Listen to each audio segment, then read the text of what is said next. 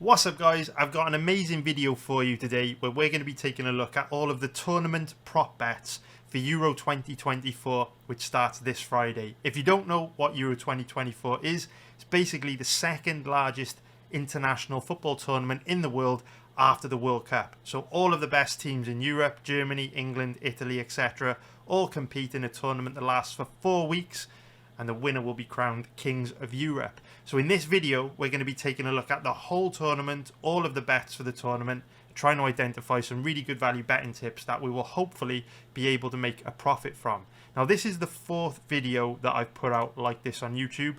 I did videos like this for the Europa League last season, the Champions League last season, and also the World Cup. And we've done pretty well placing bets such as this in the past. If we look at the profitability chart for our tournament props, you can see that we made a nice big profit, around 13 units on the World Cup, lost a bit on the Europa League, and then we made a profit on the Champions League, which ended just a couple of weeks ago. So overall, we're up around 16 units on these tournament prop bets. So hopefully we can do it again in this tournament, the Euro 2024. Now, Copa America is also starting in a couple of weeks' time, and if you don't know what that is, it's basically the same as the Euros. However, it just features all the teams from America. So United States are in it, Canada, you've got Brazil, Argentina, all those sort of countries. So if you'd like me to do a video like this for Copa America, hit the like button below. And if we get 100 likes, I'll put that video out straight away for Copa America. Now this video could be pretty long because there's a lot of different bets to look at, a lot to go through. But like I say, we have made a profit with these kind of bets in the past, and I'm optimistic we're going to be able to make a profit on the Euros and Copa America as well, because I do think I'm in a unique position where I don't think there's many guys like me in the world. I watch about 50 to 60 hours of football every week. I bet football from all over the world, every league you can imagine. So I think I've got quite a unique edge because I'm very familiar with pretty much all the countries, all the players that are in this tournament, because I watch them on a weekly basis at club level. And there probably isn't many people in the world that are watching, everything from the English Premier League to, the Slovakian Premier League as an example. So I think my edge is very unique on tournaments like this. And what I really like about tournament prop bets is that with the tournament props, you're not placing a bet on just one specific game where you've got to rely on a specific team or player to show up.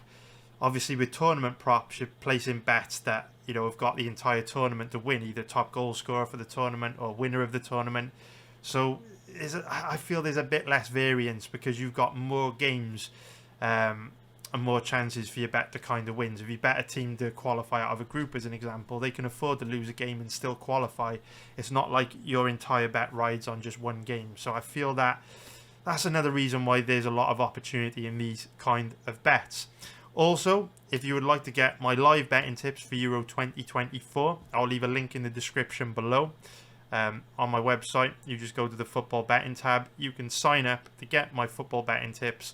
The way it works is you basically get notifications to your mobile phone through Telegram whenever I place a live bet on football.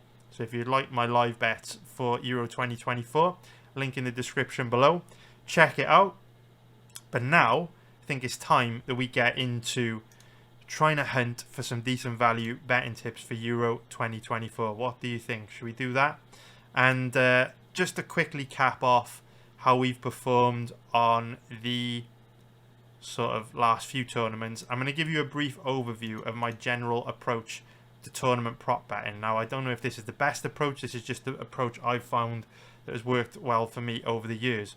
So if we look at our profit and loss on the past tournaments, one of the reasons why we made a big profit on the World Cup, if you go back and watch the World Cup betting tips video, is because I recommended a bet on Kylian Mbappe to finish top goal scorer in the World Cup at odds of 10.0, which is plus 900. He did finish top goal scorer, and that's why we hit a nice big profit. Didn't hit any bets like that on the Europa League, but then we hit 2 pretty big bets on the Champions League. If you go back and watch this video, we predicted that Harry Kane would finish top goal scorer, and we hit that at odds of 5.0, which is plus 400. We also predicted that Real Madrid would win the whole tournament at odds of 9.0 plus 800, and of course they did. So that kind of gives you a clue as to my approach to tournament props. What I'm really trying to do is get some relatively safe props, kind of like cash cow props, that then give us a budget where we're hopefully playing with house money to take on the more speculative bets at big juicy odds in the hope that we can hit some really, really big winners.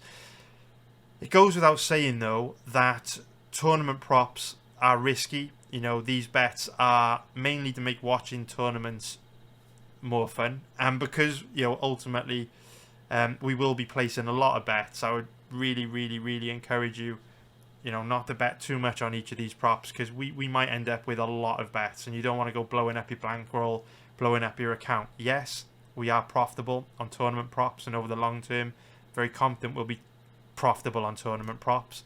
But if we're placing 20 to 30 tournament props, and a lot of them are kind of long shot speculative bets, you know, we could quite easily not win a single fucking bet. Now, that's not that likely, as you can see from our past performance, but you never know. So bankroll management, really important. Don't go too crazy. Don't overexpose yourself. But I will do my very best to make a profit, and I'll be doing the same for Copa America. So hit the like button below. Once we get 100 likes, I'll pop out the video for the Copa America. So before we get into looking at the bets, what we really need to do is take a look at the tournament, kind of plan out how we think the tournament is going to go, look at the squads for each of the teams, and then when we've got, you know, the tournament mapped out, how we see it's most likely to go, that's going to make it a lot easier for us to dig through all the prop bets on Bet365. This is not sponsored, they just have a very nice range of props available, probably the best I've seen, so we'll be using those. But once we've mapped out the entire tournament, how we see it going, it'll then be a nice visual representation of the tournament, which will enable us to like dig for really good value prop bets a lot easier. So we will kick things off by taking a look at Group A, and I will try to move through the groups as quickly as possible, but we also need to make sure we get this right, because if we don't, it can have a knock-on effect to you know, the strength of the positions we get our money into, and the kind of props we'd be considering. So let's kick things off. Group A, very, very confident Germany will finish in first place. They've got by far the strongest squad, home advantage. I don't need to dwell on that too much. You guys know where I'm coming from. Second place is a lot more difficult. If we take a look at the squads, personally, I think Scotland's squad is extremely weak, and I do think they're going to struggle very badly in this group. So I'm quite happy putting them at fourth. Now, Scotland do work hard. They're not a bad team, but a trend I've noticed in international tournaments over the years is that teams like Republic of Ireland or Wales or Scotland, for the most part, they qualify for these major tournaments, not on ability or strength of their squad, but more on how difficult they are to beat at home. You know, home advantage is massive for teams like Scotland, so when you take that away in major international tournaments, then they've got to kind of fall back on their skill and ability and strength as a team. And because there's not a whole lot of quality in the team, they don't tend to perform anywhere near as well in major tournaments as they do in qualifying when they can play in front of their home fans. So I think Scotland are going to be in a lot of trouble. They just don't have much firepower. They don't have many goal scorers. They're a hard-working team, but I do think they're going to struggle in this group to qualify. So really, second place is between Hungary and Switzerland. So what I look towards when I'm trying to work out which teams are more likely to qualify, there's a few things that I look towards, and if we explain this right at the beginning, we won't have to repeat ourselves as we go through. So the first thing that I'm looking for is the strength in the squad. So I'm looking at, you know, is there really good balance through all positions on the field? You know, strong attackers, midfielders and defenders. I'm also looking for strength in depth, because these teams are playing a lot of games in a short space of time. Players are going to be getting tired. They could be getting injured, especially when we're talking about, you know, the knockout stages, and obviously, you know, games that could go on to extra time and last a long time. Players are going to be fatigued. So it's really important to have strength in depth, so that if players get injured, you've got a decent quality of player as backup. It's also really important so that, you know, when players get tired, last 20-30 minutes. You've got quality players to bring off the bench to freshen things up. The third thing I'm looking for is form going into the tournament. So when we're looking at which team's more likely to finish second here, the first thing we're looking for is match winners. Who has more match winners in the team? Hungary and Switzerland. And what I mean by match winners are players that have just got that little bit of magic about them in attack. You know, if a team's playing badly, or, you know, they can't really create many chances, who's going to be that, you know, that Gareth Bale, you know, for Wales, or that Andy Robertson for Scotland, who, when the team doesn't have that much quality in it, you know, they can step up and score out of nowhere off a free kick or shot from outside the box, something like that, and just turn a game on its head and get you over the line when you're not playing well. So if we start off by taking a look at Hungary. Hungary are a team who are very well organised, very well structured. They're difficult to break down. They focus very much on defence and trying to beat teams by hitting them on the counter-attack. They don't have a whole lot of quality in attack outside of Liverpool's Szoboszlai. There's really not a whole lot of quality going forward for them. But Hungary are one of these teams that work really well as a defensive unit. Very well organised, like I say, and they're pretty effective with that counter-attacking style of play. Switzerland are kind of the opposite. They're a lot more attack focused. They have a lot more quality and creativity going forward, but they're not as organised, as well structured or sound defensively. So when you look at Switzerland and Hungary, it's very, very difficult to predict who's going to finish second in the group behind Germany. I don't feel confident about this one at all. My gut tells me Hungary, just because I do feel in tournaments such as this, games are always tight, games are always difficult, and being well organised, working hard, working well as a unit often goes very, very far. I also think with Switzerland, there have been a couple of players who have performed extremely well for them in past international tournaments, which have enabled them to go quite deep into the groups, into the knockout stages. But for me, those players are kind of past it now. Granit Xhaka is not the player that he was. I know that he's just won the German title with Leverkusen, but not the same player he was. And certainly, Xherdan Shaqiri way past his prime. You know, Shaqiri has had fantastic international tournaments in the past, but I watch this guy regularly, you know, for Chicago Fire in the MLS. He just isn't the same player that he used to be. So there's not tons of quality up front for Switzerland. Definitely more quality than Hungary, but even though they've got some big names at the back like Akanji and Olvedi, they're just not as well organised or solid defensively as Hungary. So they are going to be vulnerable at the back. There's no doubt about that. And in real tight tournaments like this, difficult games, I think clubs like Hungary are more likely to get the job done. The only thing that, well, the final thing that I want to check before we put our picks in, just taking a little bit of a look at the form, because confidence, momentum, two powerful forces in football. So we just want to take a look at, you know, kind of the form, the way the team's been performing leading into the tournament, because, you know, if their confidence is at an all-time high, you know, that could be the difference in qualifying out the group or not. So as you can see, you know, Hungary have performed really, really well over their last sort of 50 games.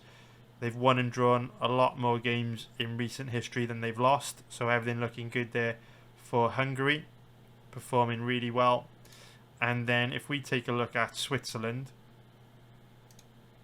see how their form's looking. I can't imagine it's going to be as good. I've watched Switzerland a few times in the Nations League in qualifying, and like I say, they're a bit dodgy at the back. Now you can see form not quite as good as Hungary. They've drawn a lot more games than Hungary. Hungary have won a lot more. So Hungary with a slightly better form coming in. Nothing too major, to be fair. But I am actually going to go with Hungary to finish in second place. We'll go Switzerland third, and that puts Scotland in fourth place. Now let's move on to the group of death. Group B. Spain, Croatia, Italy, Albania. Could spend a little bit of time on this group. This is probably the most difficult group to call in the entire tournament. And what we'll be able to do once we plot all this out is, of course, go take a look at the tournament prop bets. Hopefully dig up some decent bets for the tournament. So this is going to be tricky. Obviously, Albania by far the weakest team in the group. You'd expect them to finish fourth. Don't need to spend too much time on that. Then we need to look at obviously the three big teams in the group: Spain, Croatia, Italy, and work out the order in which they are likely to finish. And of course, the position in the group they finish is pretty important as well, because that'll determine what their path to the final looks like through the knockout stages. So we want to put as much thought into this as we can, not just throw any old two teams in the top two places. So for me personally, I think this could be a tournament where Croatia struggle. Now, I said the same during the World Cup, and they did a lot better than I thought they would. They went very deep into the tournament, but I do think they had quite a bit of luck along the way.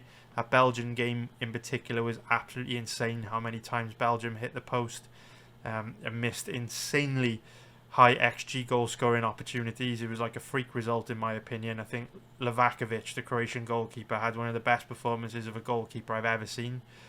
So I do think Croatia got quite lucky in the World Cup. Luck plays a huge part in sports, especially in tournaments like this. You need a bit of luck to win the tournament and go the whole way. Croatia definitely had quite a bit of luck.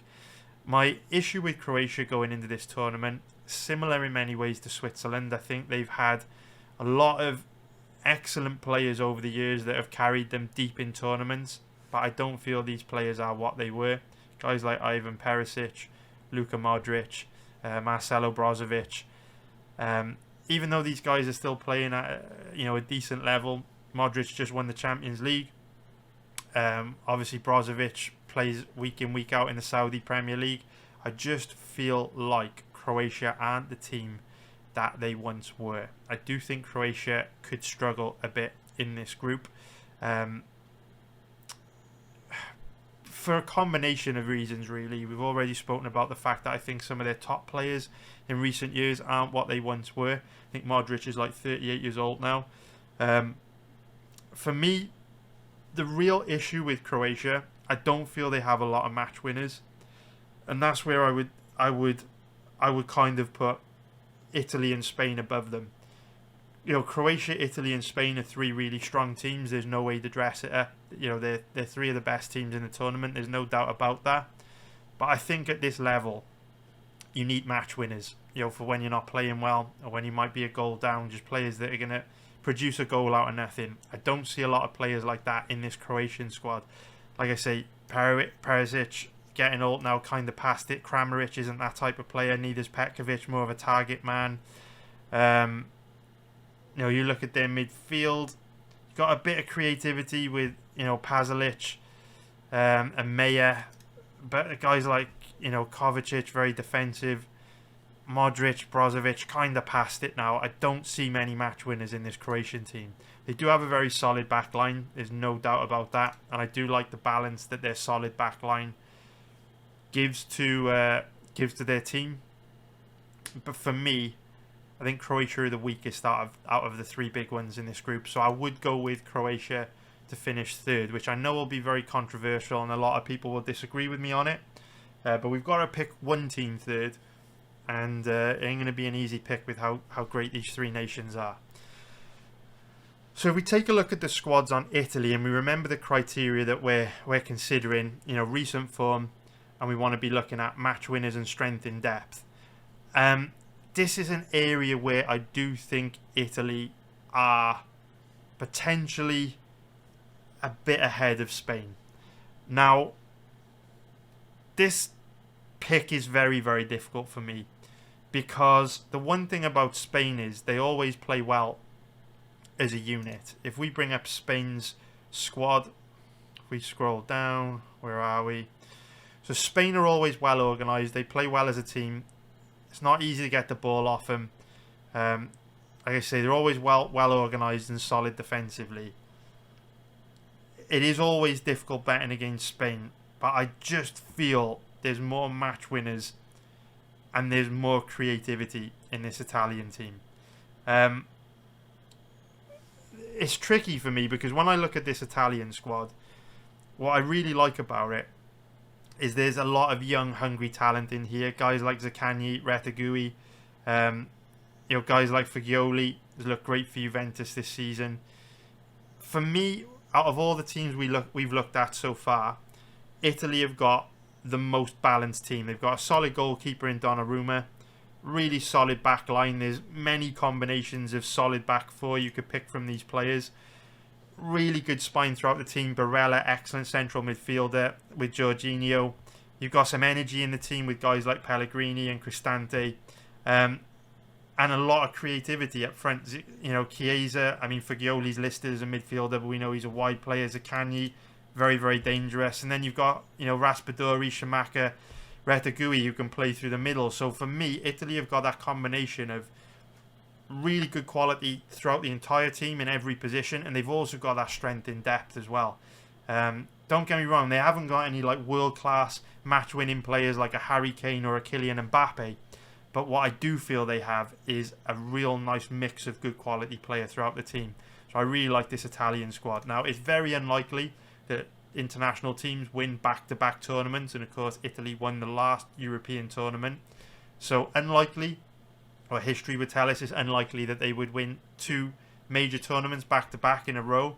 This is a very, very good squad. What I also like about the Italian squad is that they're managed by Spalletti.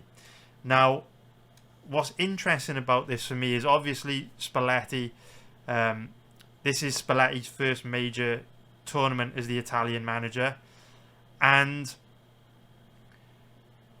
when you look at what happened to Napoli, where Napoli basically walked Serie A, you know, the season before last under Spalletti's management, and then Napoli didn't really sell that many players when he left, and yet they've struggled extremely badly this season in Serie A, which kind of speaks to how good of a manager Spalletti is. So now that he's got, you know, the reins of this Italian team, and he's got so many young, hungry players in front of him, you know, who haven't made a name for himself. You know, most people won't be that familiar with guys like Zaccagni and Fagioli.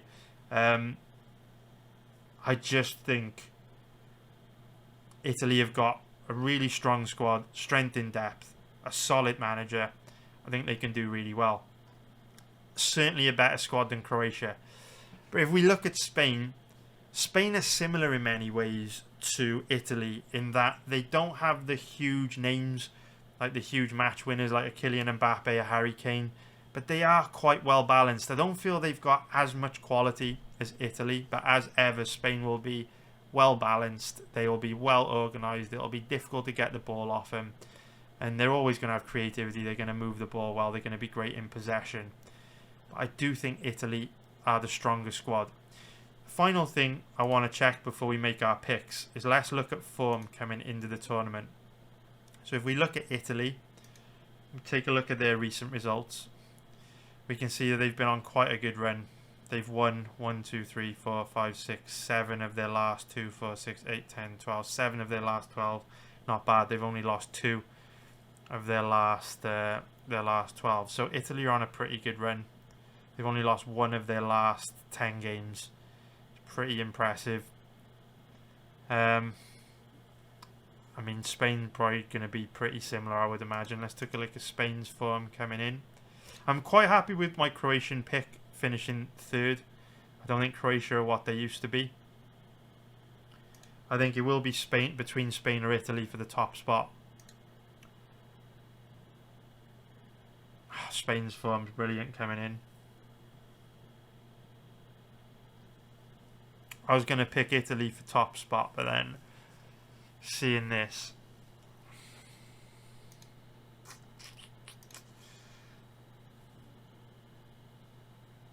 I just think Italy have got more quality. I'm gonna be maverick here.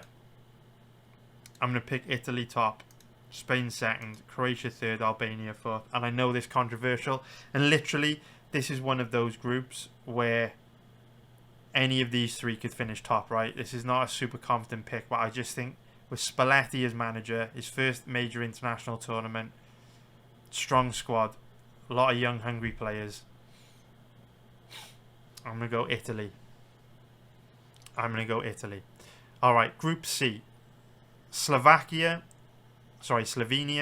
Denmark, Serbia, England. So, England should obviously finish top of this group. We're not going to get cute. We will pick England. However, even though England are favourites to win the tournament, I do think this is a tournament that England could struggle very badly in, starting with a tricky group stage, because Slovenia, Serbia, Denmark could potentially cause England some problems. Now, obviously, I'm a Welshman. I just want to say right from the outset, you guys know me if you've watched my content for a long time. You know, in football, there are a lot of rivalries, right? The Welsh hate the English, English hate the Welsh. I promise you, if you watch my UFC content, if you watch my football content, I don't give a fuck about all that sort of stuff. I mean, I do as a fan. It's fun to play with. But when it comes to betting, I'm dead serious. I don't have any bias. So when I talk about a country like England, just know, straight up calling it how I see it. I'm not talking about England any differently to how I would talk about Hungary. You know, I'm just saying what I see. This is a group where England are obviously by far the strongest squad in this group. But I do think there is a potential that England could struggle a bit in this group, because I think England's backline is dodgy as fuck. If we look at England's squad, we look at their defensive line, we can see that they've got Lewis Dunk, Joe Gomez, Mark Gay, Konsa, Shaw, Stones, Trippier, Walker. My concern with England is that while they do have probably more creativity, more firepower than any other nation up front, I guess France could be the only team that would have more firepower. Tactically, every club is going to play the same against England. And from what I've seen of England, even though they know how every nation is going to play against them, they don't do a particularly good fucking job of stopping it. And when they've picked centre-backs like Konsa and Dunk, both of which could potentially start for England alongside John Stones, for me, Southgate hasn't been smart with his centre-back picks. I would have considered Tarkowski, Branthwaite.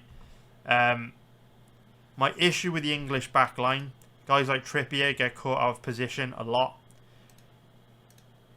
And for me, you know, Konsa, Dunk, very, very dodgy at centre-back. Very, very, very dodgy. I mean, Dunk is painfully slow. So, the way every single team in this tournament is going to play against England, to be fair, with the exception of Denmark might not play like this. But Slovenia and Serbia will sit deep and they will invite England onto them. They'll let England have the ball. They'll sit very deep. They'll camp in their own 18-yard box. And they'll look to counter England. And England have looked really susceptible to this in a lot of their recent games. You know, Slovenia, Serbia don't have the most firepower to make them pay, but I could see England dropping points in this group, maybe finishing second. They'll qualify, but this could be a tricky group. So if we look at second place, let's take a look at Slovenia's squad, first of all. So, not a lot of quality here. Not a lot of quality here. But they're an awkward team. They're going to have pace in the team. They're going to sit very deep. They're going to put 20 men, the fucking ball boy, the water boy, the manager, the coaches behind the ball. They're going to look to hit England on the counter. And if a team like Slovenia score first, the game is an absolute bastard from there for England. And that goes for Serbia as well. So if we look at Denmark's squad, so again, we're looking at that strength in depth. We're looking at that quality that runs throughout the team. So they're going to be a bit slow and dodgy at the back, actually. They're going to be a bit slow at the back. They got decent pace out wide with Bar and Mailer. But centre-back positions, Vestergaard, Christensen, Anderson, they're going to be a bit dodgy there. Midfield, Eriksson kind of passed it. I thought Delaney was injured. He didn't play in the last few games for Anderlecht, so nice to see him back. Højbjerg's a dog. Jensen's a dog. Damsgaard attacking midfield there. So not a lot in midfield there for me. Up front, Skov Olsen, Rapid, Dahlberg. I mean, he scores a lot of goals in Belgium, but I don't rate him personally. Poulsen, bit of a super sub. Højlund. Yeah, again, Denmark are a nation that always play well as a team. With a lot of creativity. They're very open, but they did struggle in the World Cup. I think they lost to Australia, or didn't make it out the group. Australia went through ahead of them. Yeah, this Denmark team definitely lacks quality, in my opinion. They've got goal scorers, don't get me wrong, in Skov Olsen. Dahlberg, but obviously Hoyland. But these players play really well at domestic level. When they make the step up, I'm not so sure it'll go that well. So Milinkovic-Savic, top keeper for Torino. Milenkovic, very solid centre-back. So decent back line actually for Serbia. Midfield, Maksimovic, Milinkovic-Savic, Tadic a winger, Kostic winger. He could play left back. Up front you got Vlahovic, Mitrovic. Yeah, Serbia have got a stronger squad than Denmark, and they're going to be better organised as well. They've got a more solid back line. It's a tough pick, man. But I would go... In fact, let's just take a quick look at... Because neither Denmark nor Serbia have really got that much strength and depth, although Serbian manager doesn't like to play Vlahovic and Mitrovic at the same time. He tends to leave Vlahovic on the bench and start with Mitrovic, which is completely crazy to me because they're two world-class strikers. I mean, Mitrovic has been banging him in the Saudi Premier League, which isn't a bad league either, to be fair. So Denmark coming in amazing form. They've won the majority of their games over the last year. Very nice. So good form for Denmark. And like I say, Denmark are always a team that play well, high intensity. They work well as a unit. Let's take a look at Serbia. I don't think their form has been that good, actually. I have seen them struggle in a few games recently. Yeah, I thought so. Okay, so we'll keep this simple. And we'll go Denmark second, Serbia third, Slovenia fourth. What I will say is, I do think Serbia are likely to qualify out of third place ranking because they're playing three teams with pretty leaky defences, in my opinion.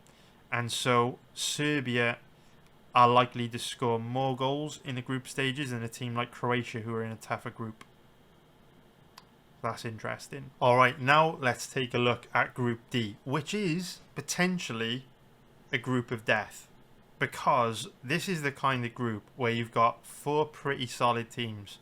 So even though Holland and France are obviously two best teams in the group, ultimately you've only really got 3 games in a group to get as many points as possible. And if you have a slow start to the tournament, you get a player sent off in a game, you drop points in one game. A group like this can be pretty difficult. Now, thankfully, obviously, you've got the third place ranking system, which we'll go into in a bit. But this group is definitely a tricky one. I'm going to keep it simple and not overthink this, and we can look at the squads in more detail in a bit when we get into thinking about which teams are likely to advance from the knockout stages. But France, in my opinion, have the strongest squad in the entire tournament. We can just take a quick look. You know, world-class players across the entire squad in pretty much every position. They've also got a lot of strength in depth. I hear Kante's back. I'm not sure if they'll play him, actually, or if we'll see Camavinga and Tchouaméni in midfield, who have really come into their own for Real Madrid this season. But Rabiot's brilliant. You know, there's a lot of strength in depth in this midfield. Up front as well, you got Coman, Dembele, Giroud, Kolo Muani, Mbappe, Thuram. So much strength in depth, so much firepower. I mean, you know, you could probably take any one of these players and they'd get into any other starting lineup in the tournament, with the exception of maybe England. But so much firepower up front, so many match winners. So France, for me, have got the strongest squad. If we look at Holland, also very, very strong squad. The problem with Holland is, even though they're very strong, got a lot of quality in every position, they don't have as much strength in depth as France, and they're a lot more open. So, similar to England, I think that could get them into trouble. So, we're going to go France top of the group. We are going to go Holland second. And let's take a look at Austria and Poland for third and fourth. My gut tells me Austria third, Poland fourth. Purely because Poland have looked really, really poor for a long time now. Lewandowski is not the same player for Poland that he is at club level. In fact, I don't think he's been great for Barcelona, if I'm being brutally honest. If we take a look at the squads for Poland and Austria, Szczesny in goal, obviously brilliant. Bednarek, Brzezinski, Kiwior. Reasonably well organised backline, but whenever I watch Poland, they always seem very open at the back. Frankowski should probably be a defender, actually. He's a left back or left wing back. Zalewski, probably the most dangerous player going forward. More dangerous, in my opinion, than Lewandowski. I think Zalewski's their main threat. I think he's absolutely brilliant. Not a lot of attacking quality there. Not a lot of danger going forward. Not a lot of creativity. Zalewski is really their only creative player, in my opinion, that is anywhere near effective at the highest level. If we take a look at Austria, let's take a look at their backline. So Posch, amazing centre back. Danzo, very solid centre back. Look at midfield. Baumgartner, Sabitzer, Lehmer has been brilliant for Bayern Munich this year. Kynes, yeah, pretty solid midfield. Up front, Arnautovic, Gregoric. Not a lot up front at all, to be fair. Not a lot up front at all. I do feel Austria are more balanced. I'm always also thinking, will home advantage be a thing for Austria? I know the tournament's taking place in Germany, but I mean, you'd expect there to be a lot of Polish in the stadiums. Austria, though, obviously a neighbouring country to Germany, you'd think they'd have a big following. For me, Poland have been quite poor whenever I've watched them, you know, over the last sort of couple of years. We'll take a look at the form. Maybe I'll change my mind like I did with Serbia and Denmark. Initially, my lean is Austria 3rd, Poland 4th. But we'll take a look at the form coming into the tournament. We'll see. Yeah, so Austria have been brilliant. They've been on an absolute tear. If we take a look at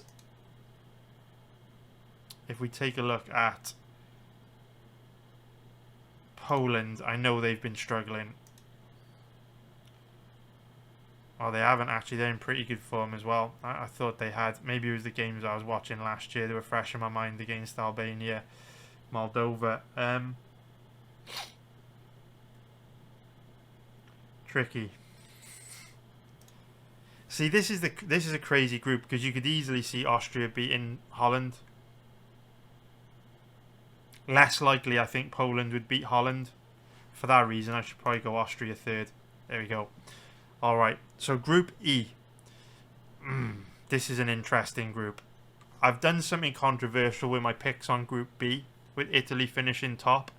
Very, very tempted to do something controversial here as well, because I watched a lot of Ukraine in qualifying. They were absolutely brilliant. One of the hardest working international teams I think I've ever seen. They work their absolute bollocks off. So where we were talking about teams like Hungary that don't have a ton of quality, but are just very well organised, they work well as a team, Ukraine definitely ticked that box. And to be fair, Ukraine have got quite a bit more quality than Hungary. Belgium's the big name in the group, but just like Croatia,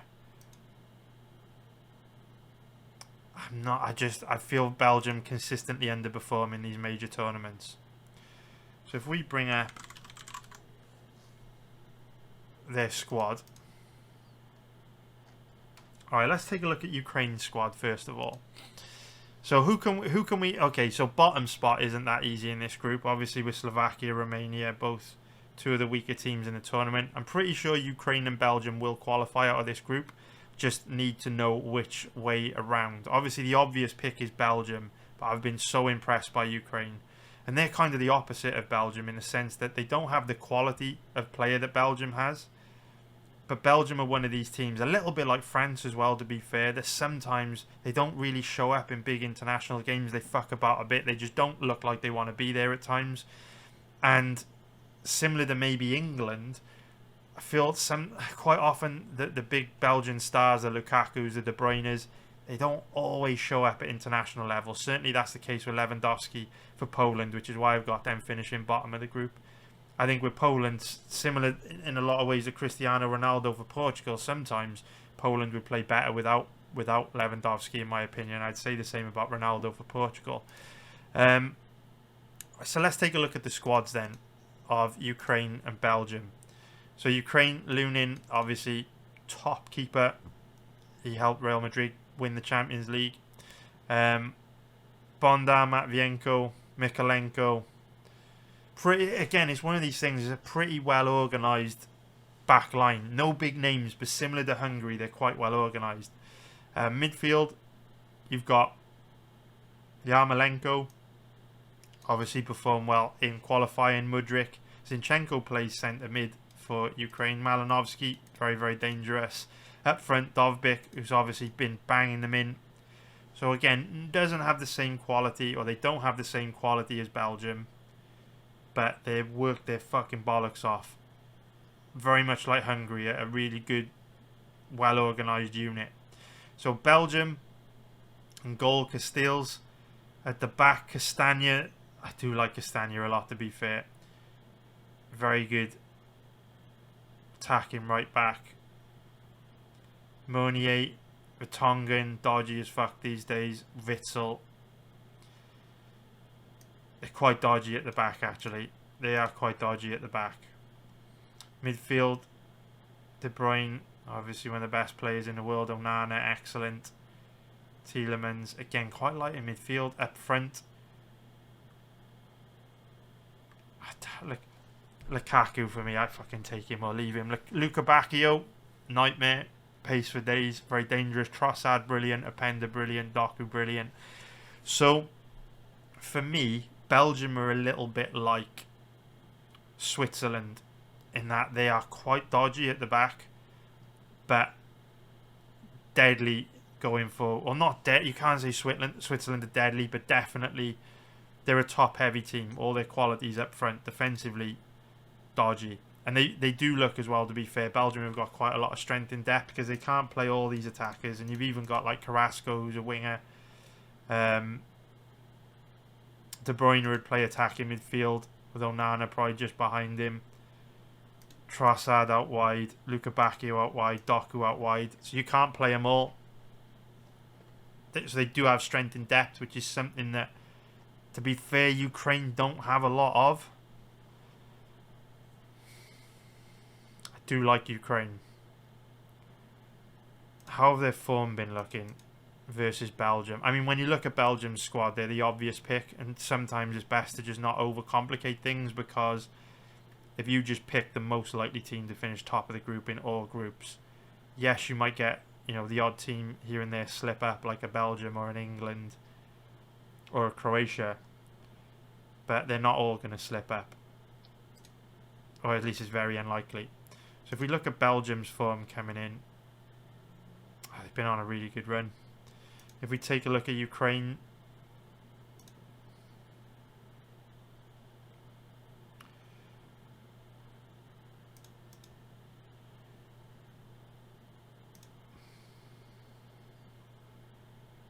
been on a pretty good run as well, to be fair.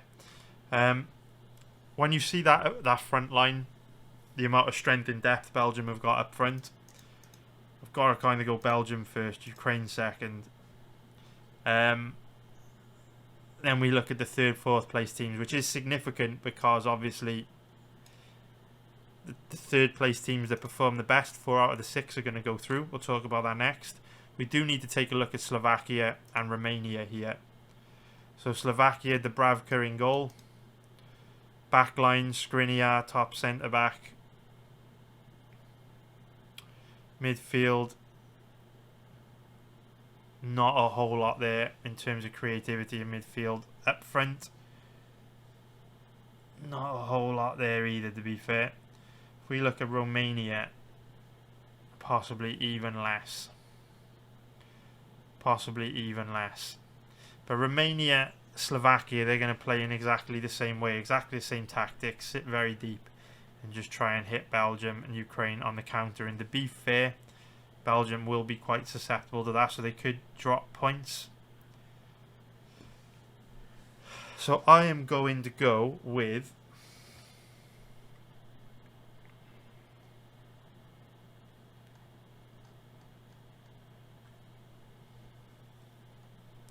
Slovakian squad just play at a slightly higher level. So I am going to go for Slovakia third, Romania fourth, but not with any amount of confidence with those third and fourth picks. But Romania's squad looks particularly weak to me. So then we look at the final group, Group F, Turkey, Georgia, Portugal, the Czech Republic. Interesting group. So for me, Portugal, one of the strongest teams in the tournament. No need to overcomplicate it. I think they'll do very well in the group. They tick all my boxes for a team that's likely to go deep and perform well. Second place, a little bit more tricky. It would be between Turkey and the Czech Republic. Georgia, by far the weakest team in this group, and I think the same applies to Georgia that I said about Scotland, where home form has kind of got them to the tournament in the first place. Now they're playing on neutral territory. Georgia are just not going to be as capable of causing big teams problems on neutral ground. So this between Turkey and Czech Republic. I've been quite impressed when I've watched Czech Republic. In some of their recent games over the last few years. They're a bit like Hungary, they're a bit like Ukraine. They don't have any big names, they don't have a lot of strength in depth. They work very well as a unit, they're very well organised, they're a solid team. Turkey have probably a higher quality on paper than the Czech Republic, but they are very inconsistent and not as well organised. So if we look at Czech Republic, let's look at the back line. So Kufal,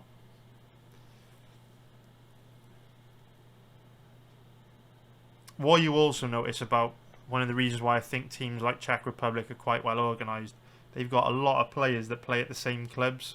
So Slavia Prague, Sparta Prague, they play with each other week in, week out. So it's easier for them to have that chemistry, whereas other teams who might have more quality, these players only get to meet up and train together once every few months. Even though Czech Republic as a nation aren't training together, that often. I mean, look how many players they've got from Slavia Prague, Sparta Prague that play with each other every week. So it helps them to build that bond, that chemistry, helps them to be more organised. So they have got a pretty dangerous goal scorer in Patrick Schick. Chlocek, very dangerous as well. If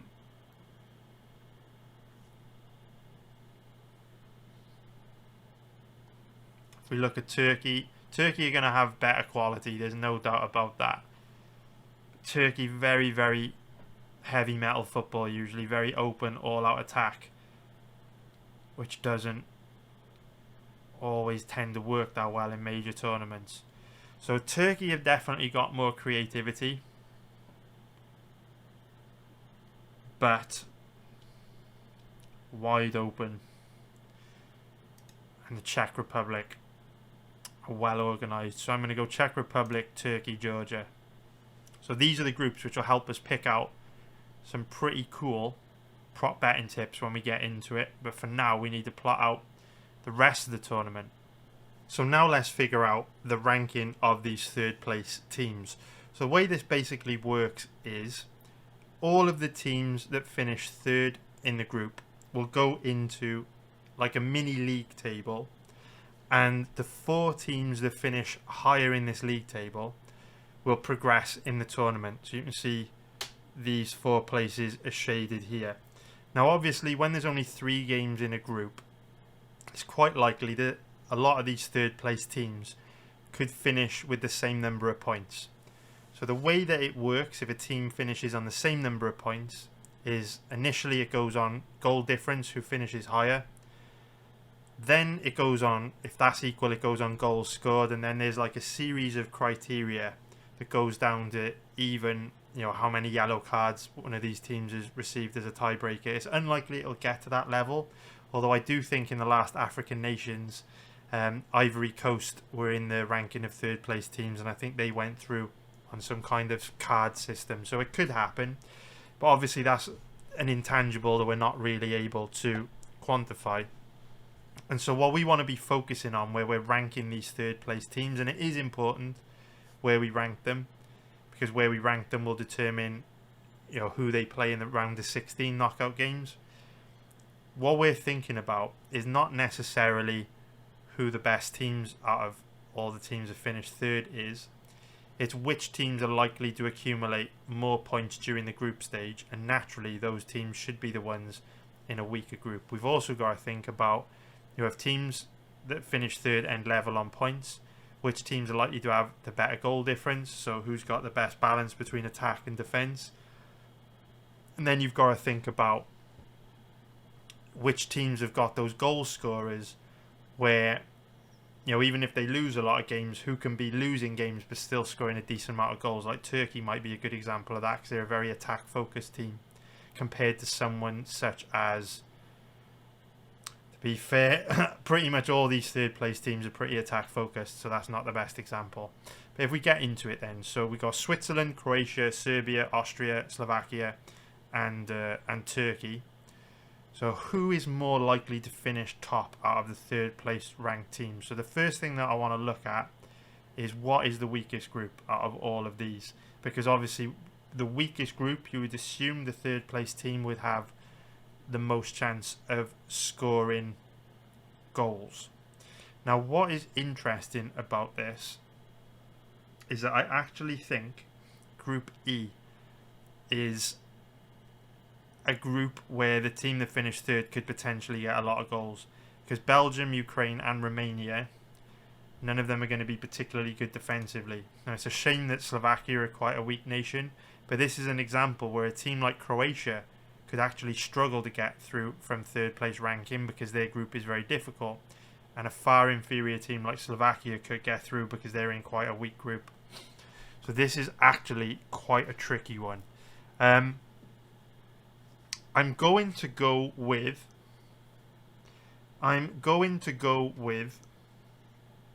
and I might move these around, but I think the team that will finish top out of third ranked teams will be Serbia. And the reason being, they've got goal machines up front in Vlahovic and Mitrovic. So they will score goals. You'd imagine they'd beat Slovenia, which would be 3 points. And Denmark and England are very dodgy defensively. So Denmark play a really open style of football. We've already spoken about how bad England are defensively. England will more than likely beat Serbia, but I'd be surprised if they kept a clean sheet with how much firepower Serbia have got up front. They've also got pace on the counter. Players like Tadic, Vlahovic can move as well. Obviously Kostic is pretty rapid. So I'll go Serbia in first place. Not the best team out of these 6 by any means, but certainly if they've got goals in them. Next, I would go for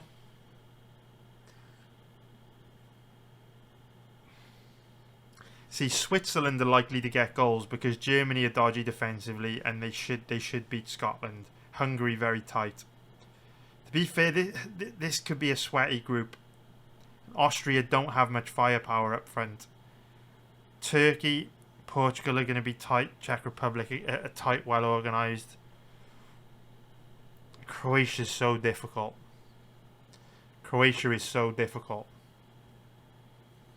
I'm going to go with... Oh, this is really hard, actually. I'm happy with Serbia. The rest are quite difficult. Let me think this through. I'm really sorry this is going to drag the video out, but it's important we get this part right, because this could shape the rest of the tournament. So Switzerland, likely to beat Scotland.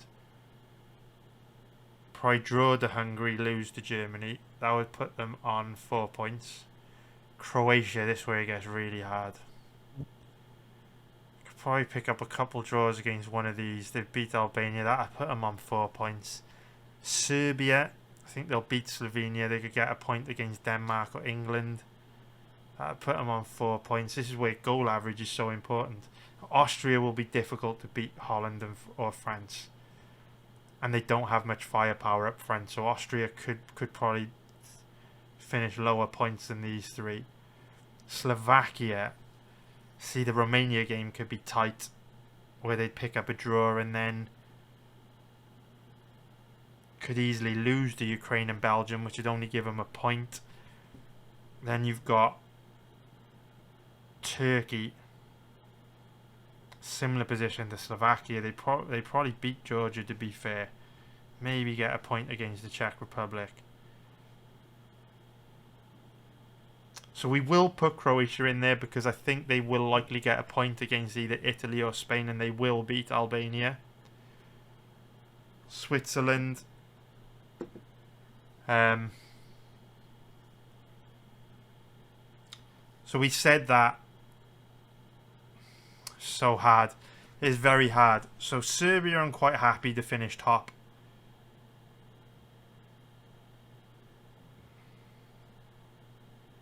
We will go Switzerland, Croatia, because I think Serbia, Switzerland and Croatia will stand a good chance of getting 4 points, which would almost certainly be enough for them to go through. Final nation. It's tough for Austria, Slovakia, Turkey. Just thinking Turkey should beat Georgia, which would give them 3 points. Then if they can pick up a draw against Czech Republic or Portugal,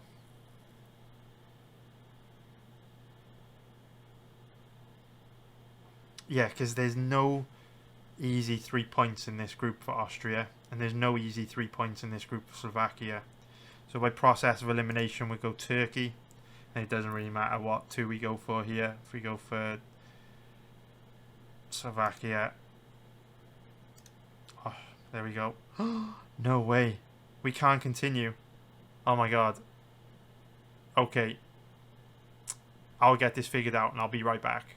Okay, we're back. Just have to pay to continue using this tool, which is all good because it's a really good tool, so it's good to pay for it. And now let's take a look at the round of 16, the knockout stages. This should be pretty straightforward. So Germany, well, I do think Germany's squad is quite weak going into this tournament. I think home advantage is going to be huge for them. Denmark can't match them in terms of quality, so Germany will probably win that. We'll go Spain, we'll go Italy, we'll go England, we'll go Portugal. This one is a potentially tricky one for Holland. Like I say, Ukraine have done really, really well. They've played really well in the games I've watched of theirs, and Holland are dodgy at the back. They don't have a lot of firepower up front. We'll go Holland, though we won't overthink it. Belgium, Croatia. Again, this is a tricky one. Even though I think Croatia will struggle in the group, I don't rate Belgium very highly at all. They're very dodgy at the back. We'll go Belgium. They have tons of firepower, but Belgium always tend to underperform in major tournaments, whereas Croatia tend to play above themselves. And then we'll go France here. So that moves us into the quarterfinals. Germany versus Italy. My god, Germany versus Italy. This is tricky. This is actually really tricky. We've obviously correctly predicted the winner of the Champions League being Real Madrid. Looking at these 8 teams, this is tough. This is tough. France and England, 2 easy ones for me. Like I say, I don't rate Spain and Belgium this year. France are England are dodgy defensively, but their path, if they can make it out the group, their path to the semi-finals isn't bad actually. Should beat Turkey. Spain aren't what they used to be. Spain's never going to be an easy game, but I think England will take that. And we can pick France straight away. Oh, I've got to complete this stage first. Okay, this is hard. Portugal, for me, should beat Holland. Germany, Italy is a very difficult one. It's one of those situations where I do think Italy have the better team, the better squad, the more quality, the more strength in depth, even the better manager. Yes, I'll say it. Home advantage is going to be pretty huge for Germany. Let's take a look at the squads again.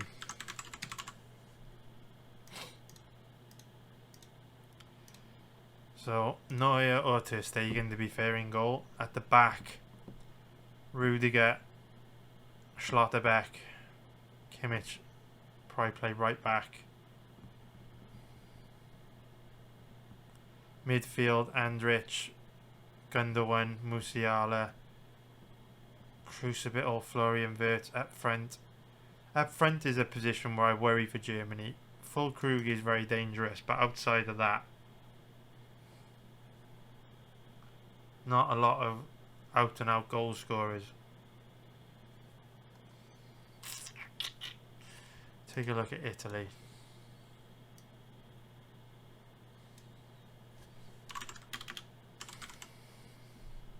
It would be a mad pick to go with Italy, wouldn't it? For me, this is a better team. Home advantage going to be big, though.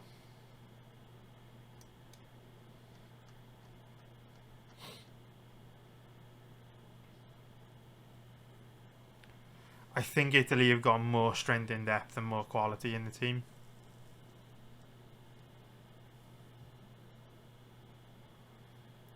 But Germany will be buzzing a home advantage.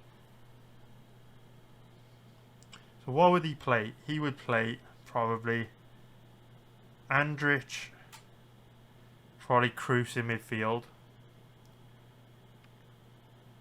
Actually, I don't know. Because you'd want to start with Wirtz and Musiala, but they kind of play in the same position, just behind the striker. So you can't really play them both. You'd think he would play Havertz wide left, Sane wide right. Can you really afford to drop Wirtz or Musiala?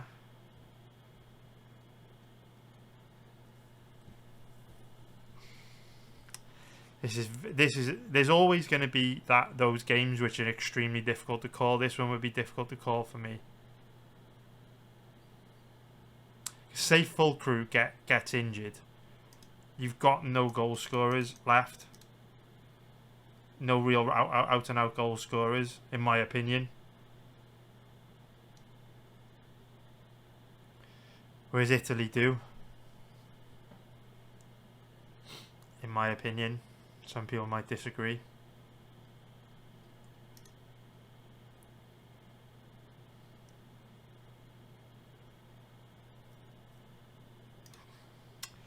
I'm going to go for Sid German's home advantage, but very reluctantly.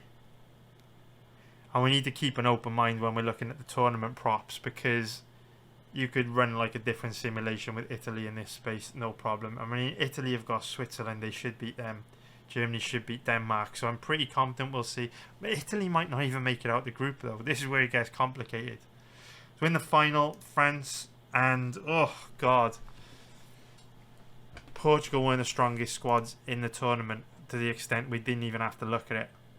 We just know. Bernardo Silva, Ronaldo, Jota, Goncalo Ramos, João Felix, Rafael Leao. Fuck me. Talk about France having a lot of strength in depth in attacking positions. Amazing midfield, Vitinha, Fernandes, probably Paulinho just sat behind them. Backline.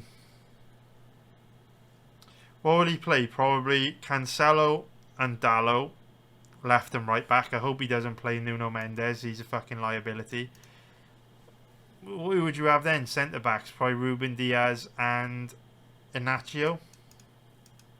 I think Danilo Pereira is dodgy as fuck, but you could play him. You could play him central defensive midfield, right? With Paulinho. I wouldn't play him at centre back like he does sometimes play.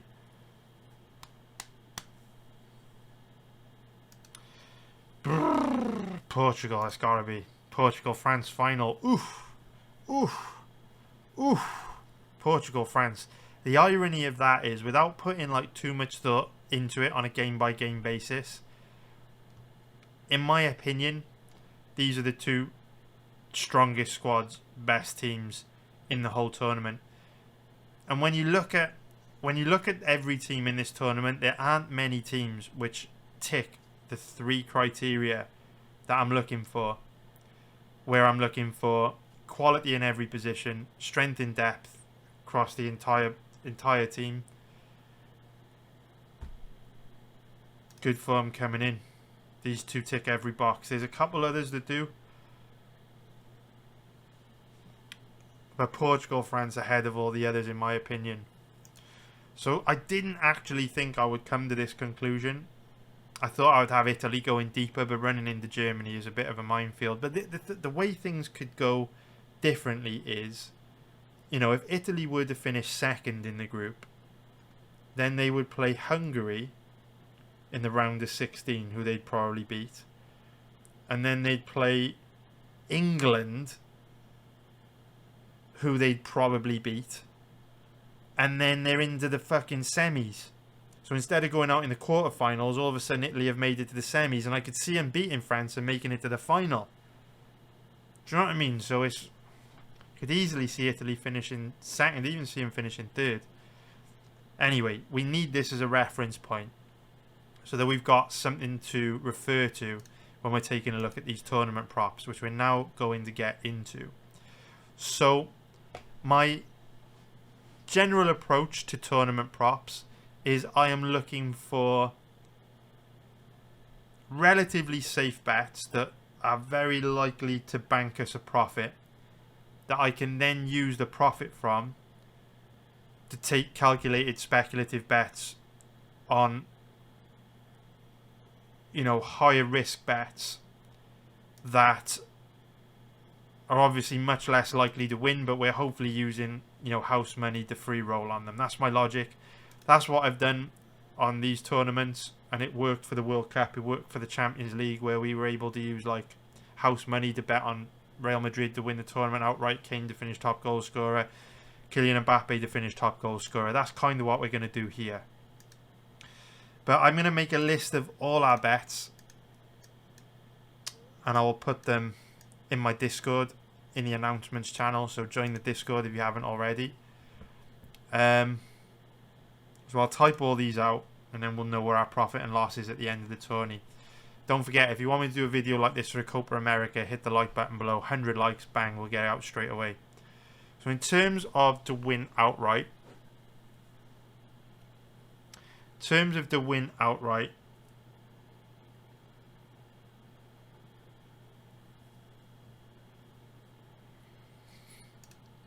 Portugal are very interesting to me at 8.0.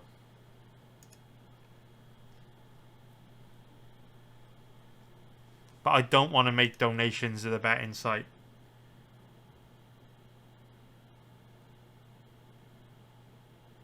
I'm trying to find that balance between really juicy odds, teams I actually think have got a really good chance of winning it, because Italy at 15.0, which is plus 1,400, that's crying out to me as well. I know in our chart we said they'd likely get beat by Germany in the quarterfinals, but they could easily go all the way. They've got one of the best teams in the tournament. Do I even need to bet on a team to win outright? For me, the odds on Portugal are like a nice mix between not being too short, like England and France, but having like a properly good chance of winning. Like, I wouldn't take France at 5.0. The odds are too short for me. I'd want like 8.0, 9.0, 10.0 at least, just to make the risk worth the reward. I wouldn't touch England at 4.50. That's a complete trap. Like last season when we passed on Man City to win the Champions League at odds of like 3.0 or something stupid like that. It just ain't worth it on a tournament like this where so much can happen. So we will go for Portugal to win the tournament at 8.0. So that's our first bet that I will lock in. That is our first bet. So next, top goal scorer. So we correctly predicted the top goal scorer for the World Cup. We predicted Kylian Mbappe at 10.0 plus 900. We also predicted Harry Kane in the Champions League at 5.0 plus 400. Can we make it 3? 3 out of 4, because we did not predict the Europa League one. In fact, we didn't have a bet on top goal scorer in the Europa League. Can we pick the top goal scorer? So this is interesting to me. This is very interesting to me. I don't want to tempt fate. Even though I think Portugal are likely to win the tournament, I don't think Ronaldo's got any chance of finishing top goal scorer. Lukaku definitely doesn't have any chance. I'd be very surprised if Bellingham did from midfield. So what is interesting to me is a lot of the top picks I don't give a chance, which means there may be some really good value long shots buried in here for us to take a look at. So whenever I'm looking at which players are likely to finish top goal scorer, the things I'm considering is the player on penalty duty? Do they take free kicks? Will they likely get a lot of game time? Or are they going to be the type of player that will be subbed off 20-30 minutes from the end of a game? And I'm also looking at what the group stage is like, because we know in the knockout stages, games are probably going to be pretty tight. You know, it's unlikely you're going to get a team scoring more than a goal or two in knockout games. So if a team is in a particularly weak group, there's an opportunity for players within that team to grab a lot of goals in the group stages. And this was the logic we used for picking Harry Kane to finish top goal scorer of the Champions League. Bayern Munich play all-out attack, and they were in a relatively weak group with, I think, teams like Galatasaray, Man United, I think, FC Copenhagen as well, maybe. So naturally, Kane was going to get goals in the group stage, which would enable him to be pretty high up on the list of top goal scorers. So what we're looking at when we refer, and this is why it's really important to plot all this out, because we can see the groups and we can see the strength of the groups, the styles of play within the groups. You know, if there's any really defensive-minded teams in the groups, which would make it more difficult to score. So straight away, I am liking Portugal players to score goals, because while Czech Republic are well organised and difficult to score against, Turkey are wide open at the back. They treat football like basketball, wide open, and I think Georgia are going to be particularly weak. So we'll keep an eye on Portugal, and we'll make a note of that. Search for Portuguese players to finish top goal scorer.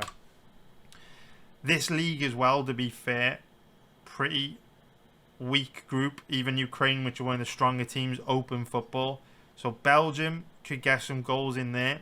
Lukaku's a waste of oxygen for me at international level. De Bruyne is on penalties, free kicks. We want to be looking at who's on penalties and free kicks for Portugal.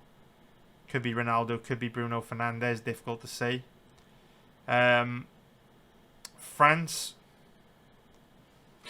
quite an open group, to be fair.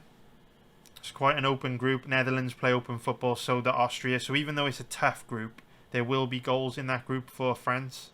Poland will sit deep, but they're shit. Germany probably going to struggle for goals in this group, because Scotland will play very deep against them. So will Hungary. Switzerland will probably play very deep against them as well. So with the crowd being behind Germany, these three teams are going to sit very deep. It'll probably be hard for Germany to get goals at group stage.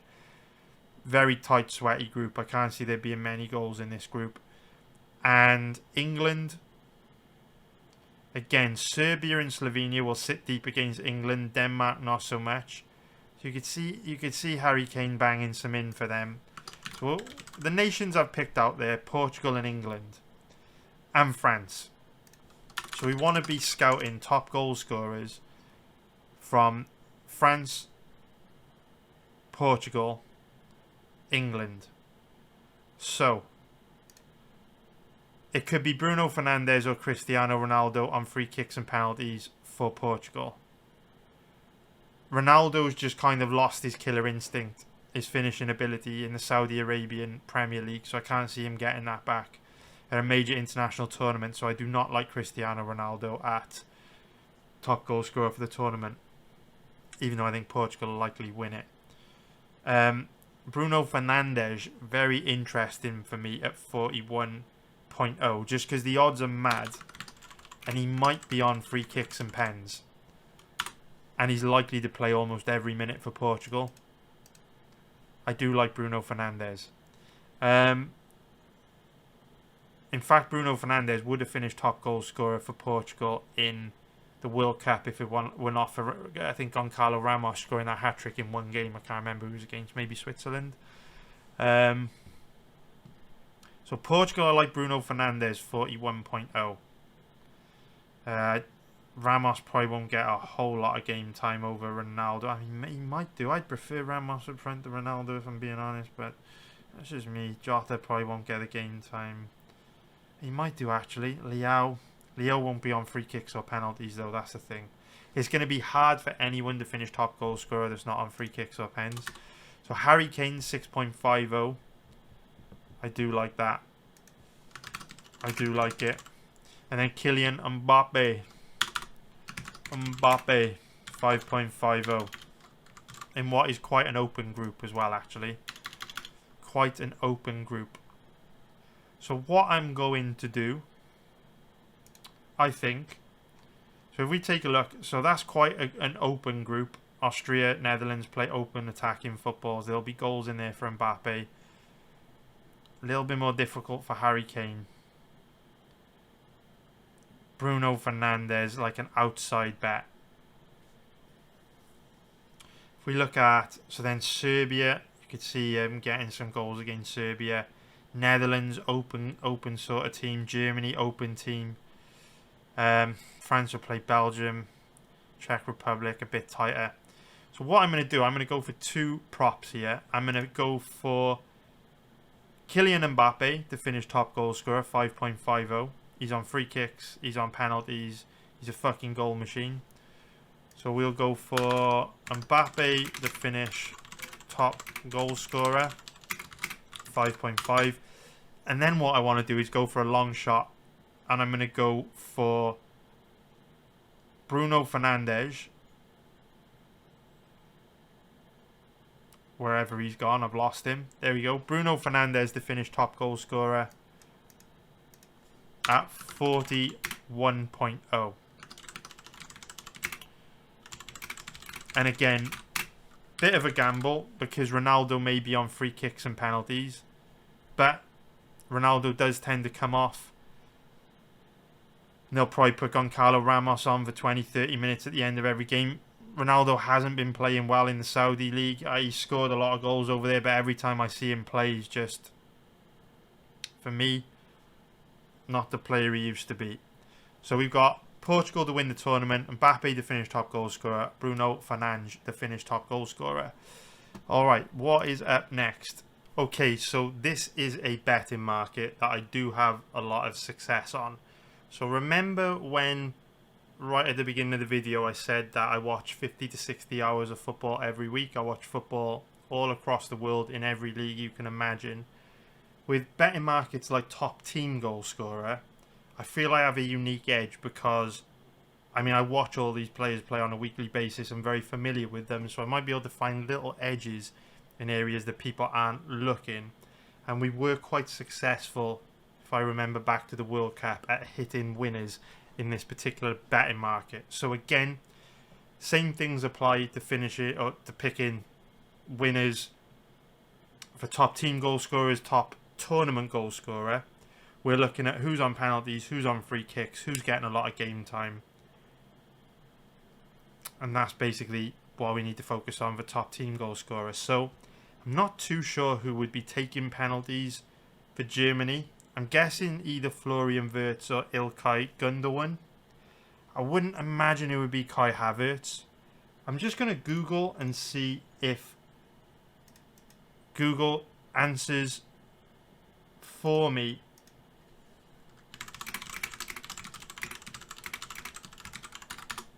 who the penalty taker would be. Tony Kroos. Not likely to get many goals from open play though. So we're saying that Gundogan is Germany's favoured penalty taker, which was my first instinct. The thing is, Gundogan not likely to get many goals from open play. So I actually do like a prop here, and that would be Füllkrug to finish top goal scorer for Germany.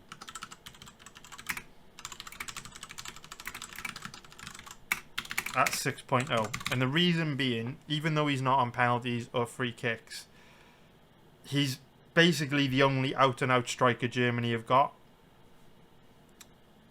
He's also a physical presence in the box. And a lot of teams are going to be trying to sit deep against Germany, Scotland, Hungary in the group stages in particular. So Germany are probably going to have to rely on corners, set pieces for a lot of their chances. He's a physical presence. He's good in the air. He is a goal scorer. He's performed well for Dortmund this season, Champions League and domestic level.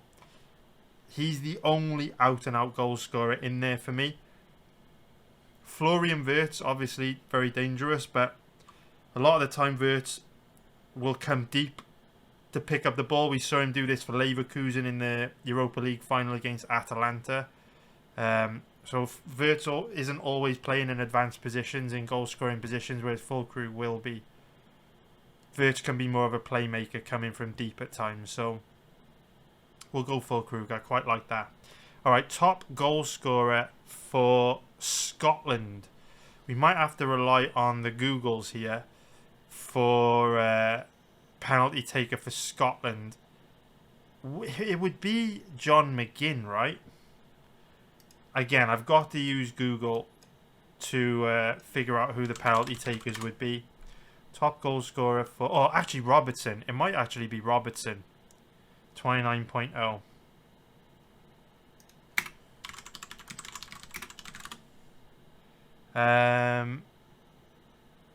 Google's not really giving me the answer. Who would be on penalties? Probably Robertson, to be fair.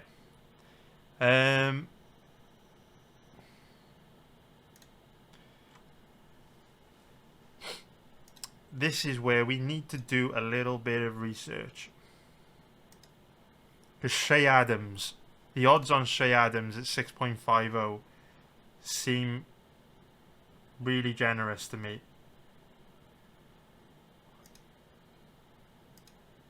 But what I want to do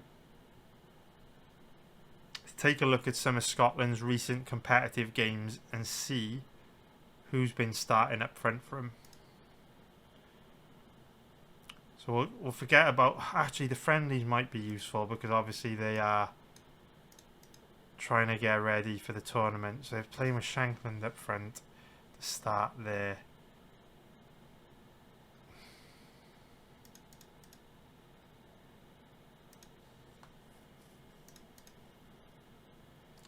Shankland again.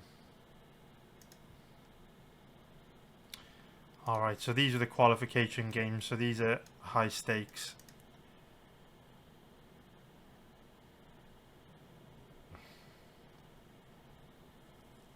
Shea Adams must have been injured.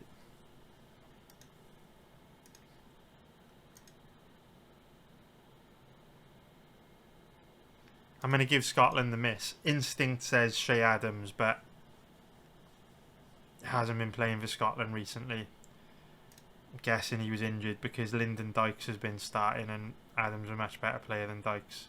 So Hungary, so Szoboszlai is going to be on free kicks and penalties. The odds are quite short. Salai. Let me see.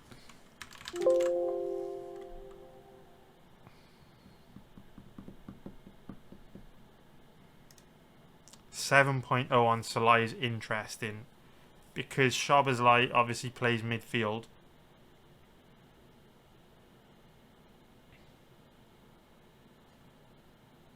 Hungary might not get penalties.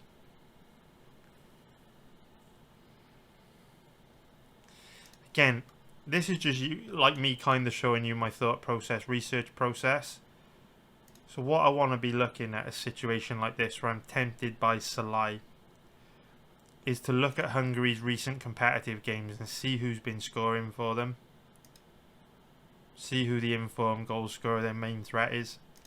So they had 3 against Israel. See Salai 2, Varga 2. Scored against Ireland. Lang.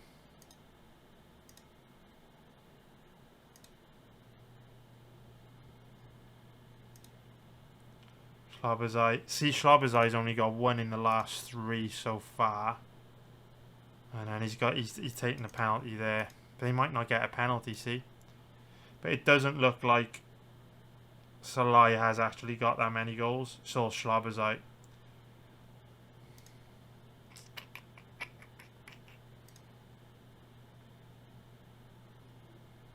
Yeah, so Salai hasn't actually got as many goals as I thought. got one there. It's tricky. Like 7. I'd rather take Salai at 7.0 than Shabazai at 3.25. But we're going to pass on that. We don't want to throw around loads of money. We don't want to throw around loads of money and potentially make a lot of donations to the betting sites. So Switzerland, definitely not Shaqiri. Bolo's a bit hit and miss. Okafor's interesting to me at 10.0. So's Vargas as well, to be fair, at 13.0.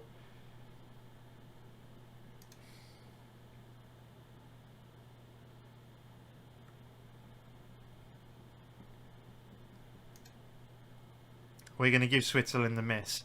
Okay, so Croatia. Kramaric, Budimir, Modric, Perisic, Meyer, Pekovic. See, I don't want to go throwing a lot of money around.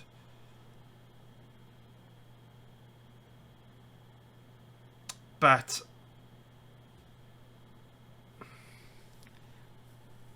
Modric is going to be on penalties and free kicks. And Croatia are in a really tight group. I don't really rate Kramaric, if I'm honest. I don't want to throw loads of money around. I'm looking for like the really good value ones. I think Füllkrug, top goal scorer for Germany, 6.0. I like that a lot.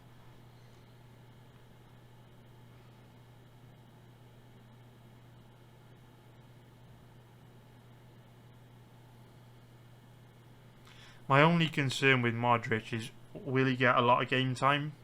You'd think he would. It's his final major tournament. It's going to be on penalties. I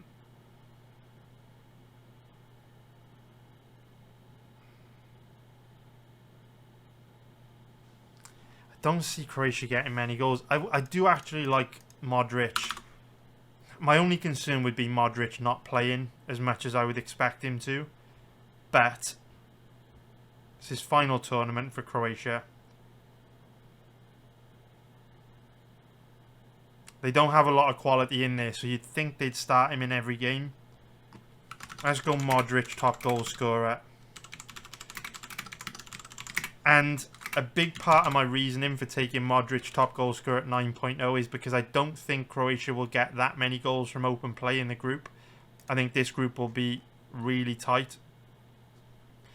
And so, if Croatia are to get goals, it might come off a free kick, it might come off a penalty, and it should be, if Modric is on the pitch, he should be the guy taking the penalties.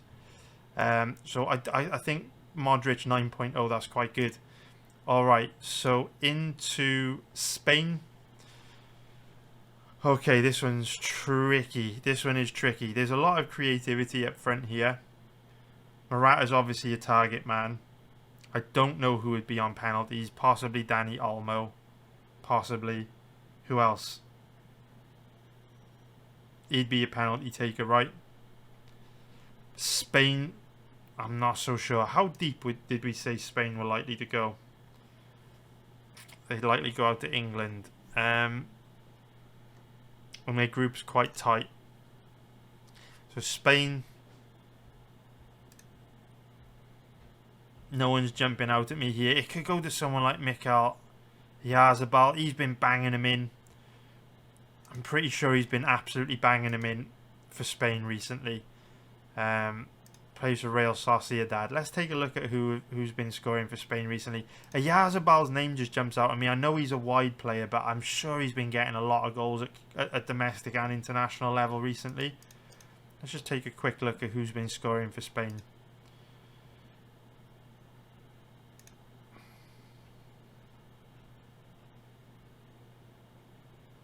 He scored one there. Pedri had a couple. Been scoring a lot of goals, haven't they? At least 3 in a lot of their recent games. Perez, Oyarzabal, he scored a hat-trick there. I know he's been banging him in at club level as well.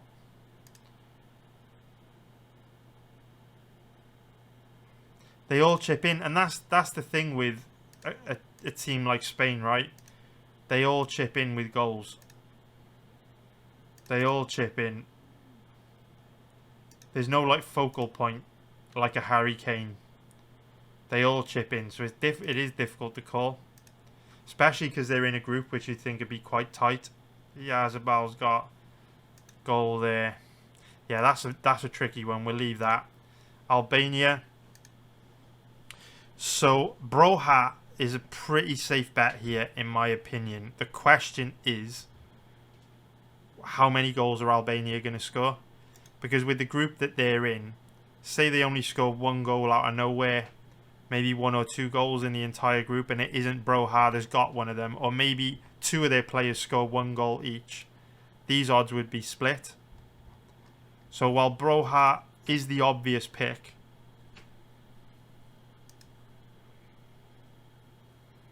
Albania aren't going to get many goals in this group. Like, if they got 0 goals, that bet would lose.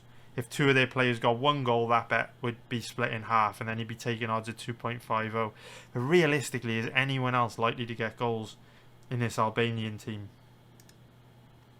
Right?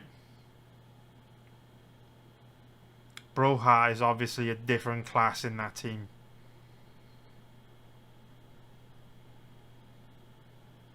Right? How many goals are they going to get, though? 5.0 is not bad. I am going to take that. I am surprised the odds aren't a bit shorter, because we've seen some for like Kai Havertz at like 3.0. I thought Broha would be in that odds range. So even though Albania won't get many goals, you'd think it would be Broha scoring them if they do get goals. Alright, this one is interesting. Italy. Italy a little bit like Italy. Italy a little bit like Italy. Italy are a little bit like Spain in that they don't have like an out-and-out focal point like a Harry Kane or a Füllkrug. They're all going to chip in with goals. Samaka's obviously going to be playing up front. Probably with Chiesa and maybe Raspadori either side of him.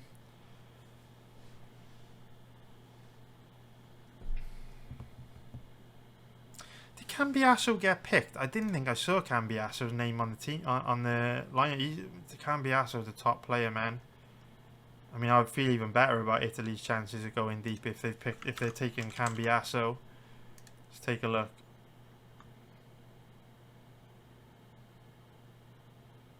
Can't see Cambiasso's name. Oh wow, they've got him listed as a defender. He plays a winger for Juventus. That's why I didn't notice him, because I was looking for him in the midfielders or forwards.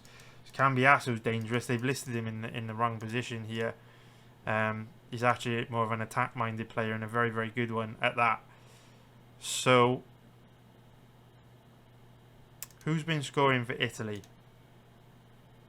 Chiesa's a bit hit and miss. I don't even know who would take the penalties for Italy. Should we take a look? I don't know who it would be. Saying, oh, obviously Jorginho. What a clown! I completely forgot. So, Jorginho's not going to score from open play, and Italy are likely to go deep. So Jorginho's not a good pick. So who's been scoring from open play?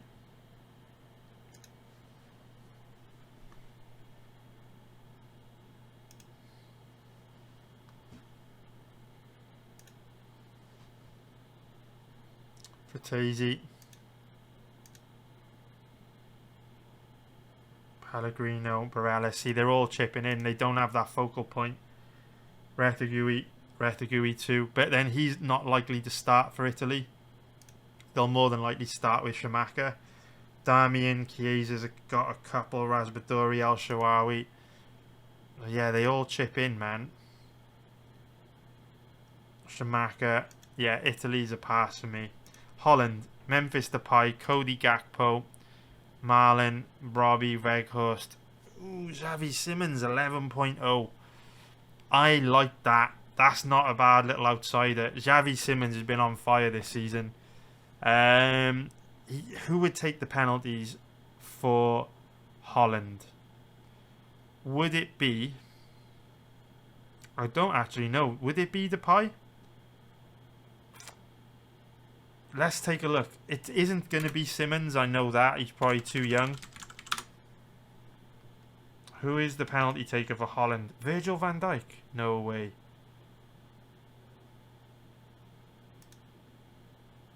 No way.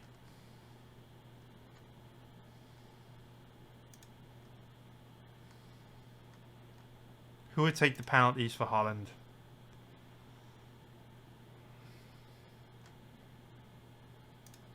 Saying Van Dijk, I can't see that.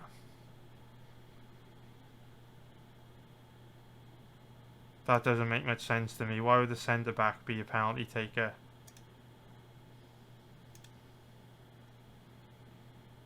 It's saying that Van Dijk is like, I can show you guys here. Apparently Van Dijk is first choice penalty taker, which I'm quite surprised at. Quite surprised.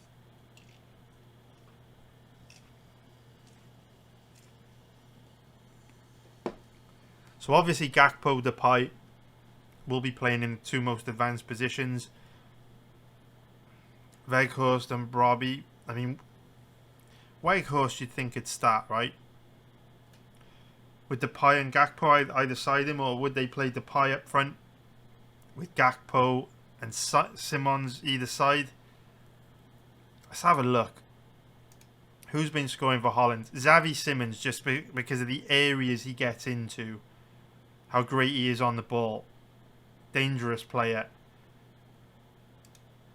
Well, like when I look at this list of names for Holland, Xavi Simons the most dangerous player on that list for me. He's young, he's hungry. Has he been scoring for Holland though? And who have they been playing up front? Do they play Depay through the middle or out wide? Depay through the middle, Simons and Gakpo out wide. Simons got a goal there.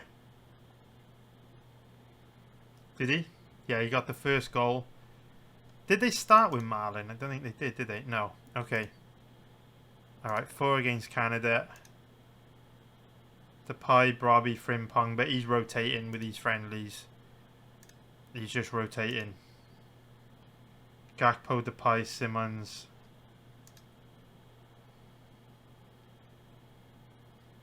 Alright, we want to look at who he started in the qualifying games, because these are obviously, they actually mean something. So they've probably already qualified, which is why he hasn't fielded a full strength team against Gibraltar. Because Sten certainly isn't going to be starting.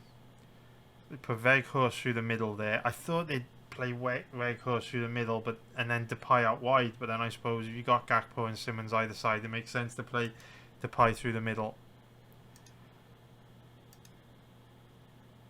Weghorst started there, Bergwijn, Simons. Out wide, see Van Dijk is getting the goals, right? Was that a penalty?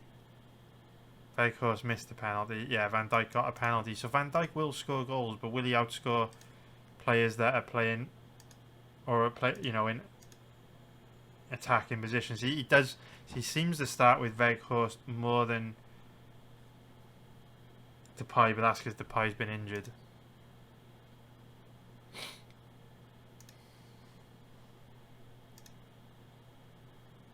Gakpo doesn't actually get a lot of goals, Simons, does he? They all seem to switch around the penalty taker. Was Van Dijk here? He was. And Gakpo took it. So we can't even say Van Dijk's definitely on penalties. Gakpo, Weghorst. Yeah, Simons. I know Simons is a creative player. He doesn't get a lot of goals by the look of it, which is quite surprising. So he is dangerous as fuck.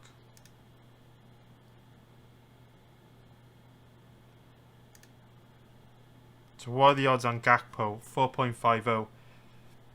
That's too short for me. I would have gone for Simons as a long shot if he was getting a lot of recent goals, but it's obviously more of a creative influence than a goal scoring influence. 11.0. That is tempting. We'll give it a miss. Like I say, we don't want to be frivolous and place loads of bets where we're going to potentially be giving away profit. Højlund should score the most goals for Denmark. I feel Denmark are quite weak going forward, but that's a heavy price to pay. You think Eriksson would probably be on penalties? Dahlberg's a bit of a cart horse. I don't rate him. Skov Olsen scores a good amount of goals in the Belgian league.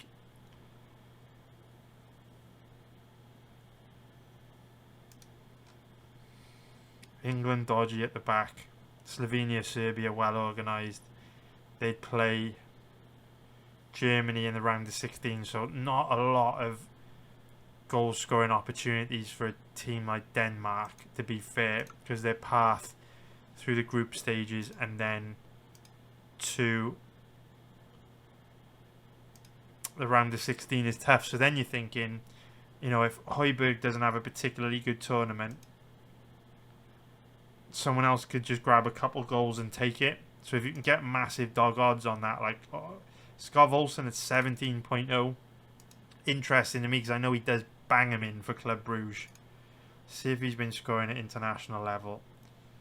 Vestergaard, Højbjerg, Poulsen. Does he even start with Skov Olsen? That's the question. Eriksson, Højbjerg. Does he even start? It doesn't look like he's been starting. Doesn't always start for Club Brugge, to be fair. He's like a super sub sometimes. Alright, these are the qualification games, so if he does start from it, you'd think he would be here. He doesn't seem to start. Interesting. See, this is what I'm saying with Skov Olsen. So he started against Kazakhstan at home and he got 2 goals. Like when I look at this list of players, for me, Skov Olsen's the name that jumps out at me. But the thing is, if they're not going to play him, it doesn't matter that he's probably their most dangerous attacker next to Højlund, but has exponentially better odds. Because if they don't play him, then he's not going to get a chance to score, right? But Skov, do you know what? I'm surprised how many goals Højbjerg scores for defensive midfielder.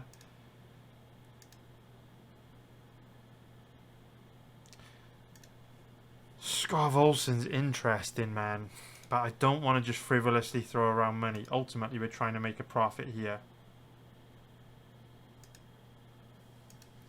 But these are the type of bets that interest me, like the Bruno Fernandes one for Portugal. You know, how likely is it that Bruno Fernandes finishes top goal scorer for the tournament? Not very likely. For Portugal, pretty good chance in my opinion. When you look at the long shot odds on that, so Eriksson's probably going to be on pens. If Højlund has a bad tournament,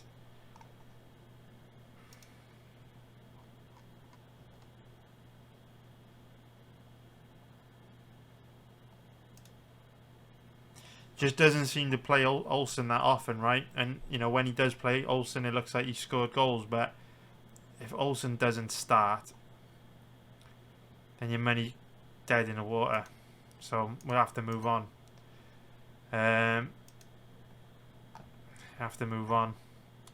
Slovenia, they might not get any goals, so I'm not a fan of that. Wow, Harry Kane 1.57. Wow. Part of me wants to be Maverick and pick Bellingham. But the thing is, Kane's going to be on penalties and it'll be tough to outscore that. Especially when England are likely to have so much possession in and around the box, because they will get penalties with VAR in this tournament, with how deep teams are going to sit against them. Just random handballs and shit. Bellingham's interesting, but to be fair, he hasn't been scoring a lot for Real Madrid towards the end of last season. He was banging him in La Liga, but then fizzled out a bit towards the end. So the odds on Kane are unplayable, but he should be the obvious pick there. Serbia, Mitrovic, the obvious pick. And you know what? Even though it's 2.37, we're going to take it. Because he's on penalties. He's dangerous from set pieces. He's been banging him in from the Saudi Premier League. We know he's going to start every game, even over Vlahovic. And hopefully, if we can win that, it'll fund one of our more risky bets on a guy like Modric to finish top goal scorer for Croatia. So I do like that. And in fact, when I look at that Broha bet on Albania's top goal scorer, I quite like that as well. Yeah, I love Mitrovic here. I thought he would have been in the odds range that Kane's on. He takes penalties, big target man, clinical finisher. I like it. Romania, don't have a strong feeling on it because they may not score many goals at all. And so even if they score 1 or 2 goals in a tournament, it could go to anyone, right? Header from a set piece for a centre-back, something like that. Alright, so this one's interesting. This one is interesting.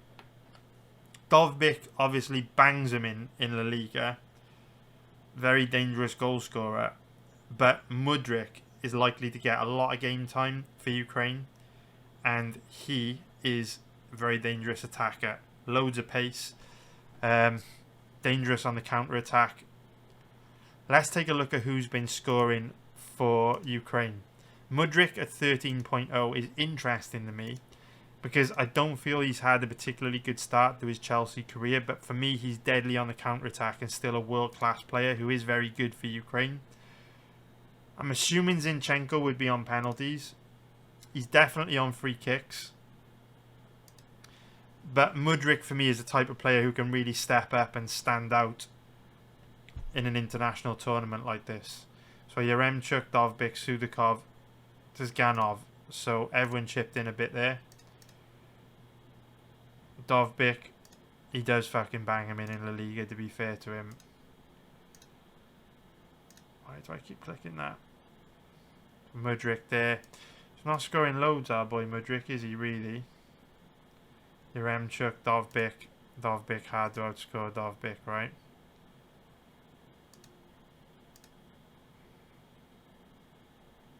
Dovbyk again. Mudryk won there. I'm just looking at like the divergence between the odds where Mudryk obviously pops up with a goal here and there, but his odds are like 6 times better than Dovbyk's. Do you know what I'm saying? And he's deadly on the counter-attack. Fucking deadly. For Ukraine at least. But he doesn't get a lot of goals.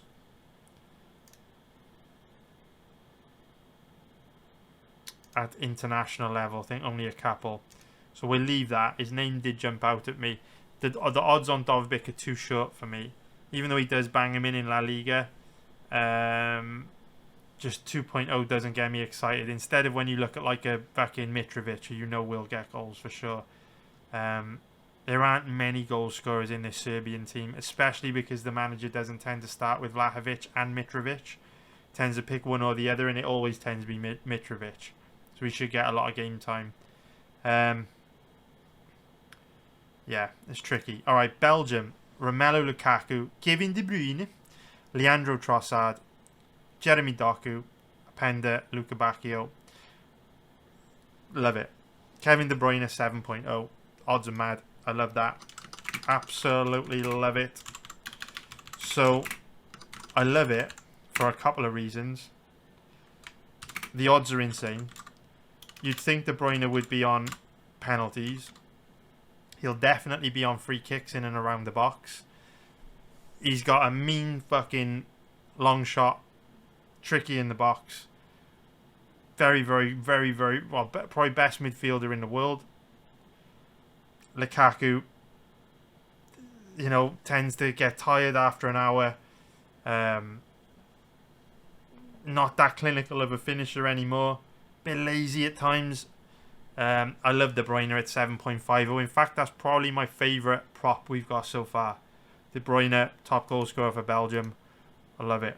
Love it, love it, love it. Again, Slovakia might not get many goals, so it's dangerous to pick one of these. If they only get 1 goal in the tournament, could literally go to a centre-back off a fucking set piece. Austria, top goal scorer. So Gregoritsch is like a big target man. Who would take the penalties for Austria? It would probably be Sabitzer, right? Arnautovic is a little bit like Lukaku, hit and miss, inconsistent, can't really trust him. Odds are short on Gregoritsch. Sabitzer. I will leave that. Alright, France, odds on Mbappe, terrible. They're too short for me, even though I think he'll finish top goal scorer in the tournament. 1.44 is a little bit short because say he gets injured early on in the tournament. You're paying a heavy price for that when you can get guys like De Bruyne at 7.50 or Broha at 5.0. We'll leave that. So Georgia, Kvaratskhelia, incredible player. You'd think he would be on free kicks and penalties, but again, how many goals are Georgia really going to score? Probably not many. So even though it's likely to be Kvaratskhelia, well, who's in their group? See, they could actually get goals. Turkey, Czech Republic, Portugal. For me, again, though, they're not going to get many goals. And if the number of goals scored is tied, your odds get cut in half.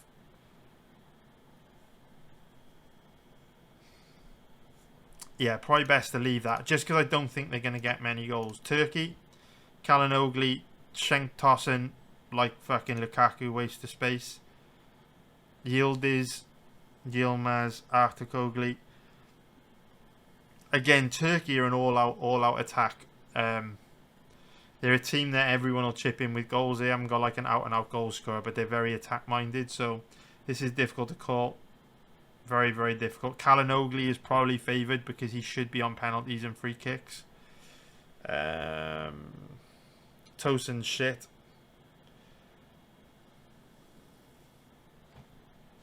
So yeah, give that a miss. Czech Republic, Patrick Schick, Adam Hloček, 10.0. That is interesting to me. Because Patrick Schick, while he does work very hard, and he's the focal point, he's the target man for the Czech Republic, his finishing isn't always the best. Take a look.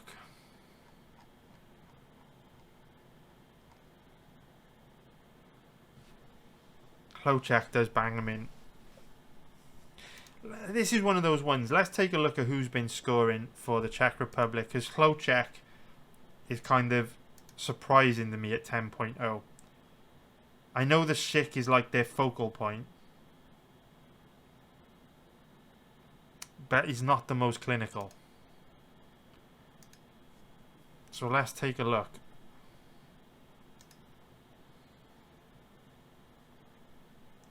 Who's been scoring for the Czech Republic? Schick is on penalties. Barak took a penalty there.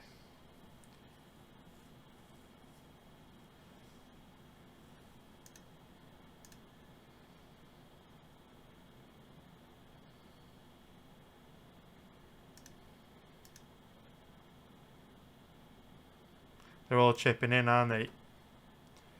There's no...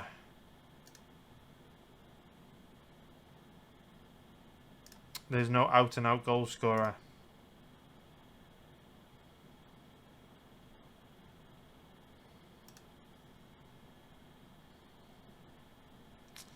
Scored in the Poland game. Souček.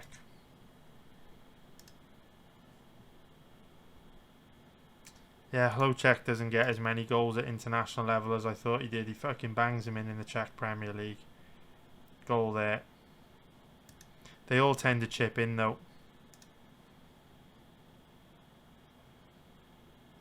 Alright, yeah, we'll give that a miss. It's not as attractive a bet as I thought it would be. And then Portugal.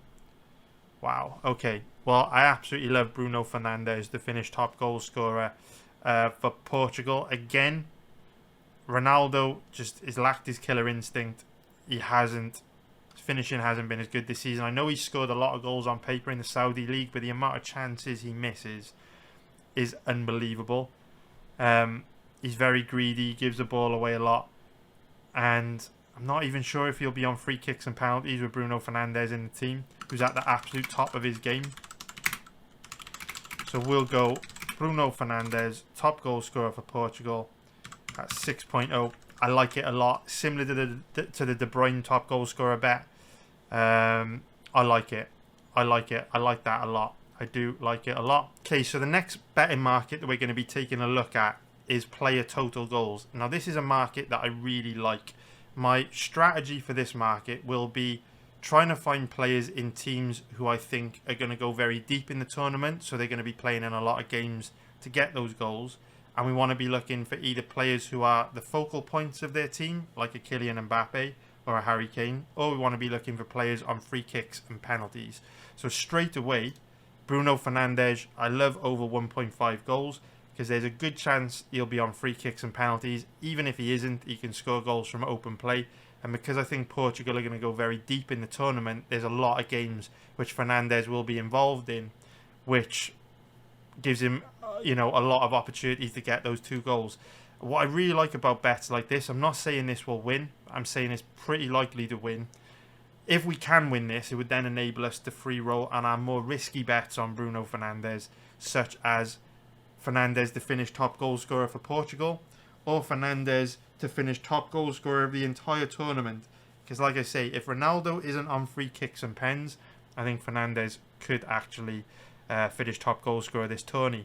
I don't like Mbappe over 3.5, or Kane 3.5, or Ronaldo 2.5, or Lukaku, or Bellingham, or Havertz. I do like Giroud. As we can see from our predictor, France are in a group with a lot of teams that play an open style of football, Netherlands and Austria. And they're also likely to go very deep in the tournament because then they'd likely play Czech Republic, Belgium, England, all those, Belgium and England weak defensively. So there's going to be goals in this group for Giroud. Goals in this tournament, for Giroud. Even money, I like it. And he's a big target man. Can get goals from corners, set pieces, all that sort of stuff. Morata, no. Foden, no. Griezmann, no. Musiala, no. Højlund, no. Saka, definitely not. Goncalo Ramos, no. Jota, no. Gakpo's interesting. Again, he's in quite an open group. Then Holland would play Ukraine. They're quite dodgy at the back. Gakpo, interesting. Very, very interesting. Very interesting. Gakpo, over 1.5. I'm going to go for that. Gakpo, over 1.5 at 2.25. I quite like that. Then we've got Fulkrug. Love it. I do like that. And then we've got Mitrovic. Love it. Love it. At 2.10. And then De Bruyne. Love it. Love it. Alright, we've got some really good ones there. Any more? No, just those players. We might be able to find some more when we dig into the teams, but absolutely love those bets. Love them, love them, love them, love them. Okay, so this next betting market is a market that I like a lot. And we're going to be betting on which stage of the tournament each team is likely to be eliminated at. So my strategy for this betting market is to take a look at how we've mapped out the tournament tree. And we're looking for the paths through the tournament tree that teams are very likely to take, and then we're looking at how their path throughout the tournament could change. So for example, if we take a team like Portugal, I'm very confident they're going to win this group. So we know if they do win this group, they're likely to play one of these third place ranked teams. In our case, it would be Serbia, but it could really be any of these. Very difficult to predict this. And then they'd likely play Netherlands in the quarterfinal, Germany, etc., etc. So we can kind of get a pretty good idea of how Portugal's journey throughout the tournament is going to go. But for a club such as Italy or Spain, for example, or for a team such as Italy or Spain, it's much more difficult for us because we've already said this is a very competitive group, and Italy could easily finish third, Croatia could easily finish first. So we're looking for opportunities to try and snipe some relatively safe bets here. So if we look at Germany, we said their stage of elimination, so they should beat Denmark, should beat Italy, Spain, it could be a tricky one, or Croatia. So there's a lot of variables with Germany because they could run into one of three really tough teams in the quarterfinals: Spain, Italy, or Croatia. So that's a difficult one to call. I wouldn't like to bet on Germany to beat either of those three in like a one-off. The odds on Germany to reach semi-finals is 4.50.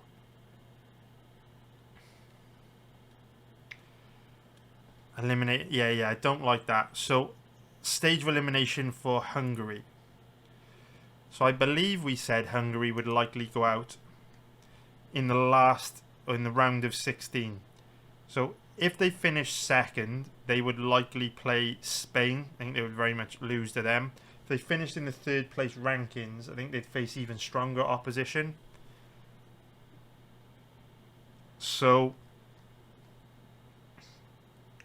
I'm pretty confident that Hungary will make it out of the group. So I do quite like that. So we'll go stage of elimination, Hungary round of 16 at 2.62. Okay, Scotland group stage, I like that. Group stage at 1.90, I like it. Switzerland, Switzerland, where did we say they would get knocked out? So who are they likely to play? Italy.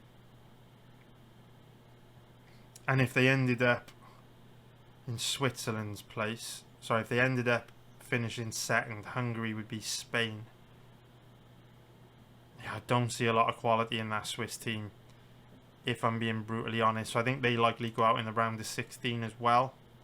Odds aren't great, but I do like Hungary there. So that would be 2.37. Sorry, Switzerland out in the round of 16. 2.37. Because if we're thinking about the path they could take, they're either going to be playing Spain, Italy, or Croatia in the round of 16, most likely. And I think they'd find it difficult to beat any of them. Switzerland aren't what they used to be. Okay. Albania. Who are they in the group with? Croatia, Spain, Italy, yeah. Do you know what? We're actually going to... we're actually going to have some unit bets here, because these are the more kind of safer, sort of more solid kind of bets. So we are going to go for 5 units on Albania to go out at 1.20, and that should give us a unit of profit. Okay, so that's 5 units. Everything else is 1. Croatia, Italy, and Spain. This is so difficult for me. So Croatia, we said they would likely play Belgium. Tricky. Spain would likely play Hungary. Italy would likely play Switzerland. And then we said both Spain and Italy would likely go out in the quarterfinals. There's too many variables for me there. I'm going to give them a miss. So Austria, stage of elimination. We said Austria would go out in the...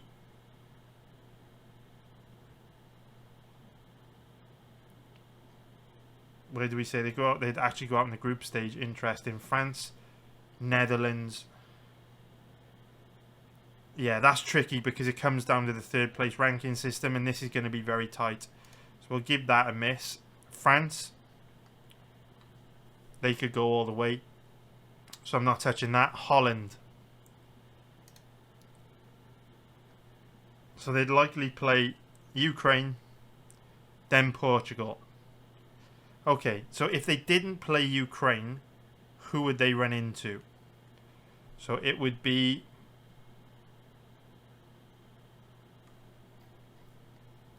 It could be Belgium. I think they'd likely beat Belgium. Or it could be...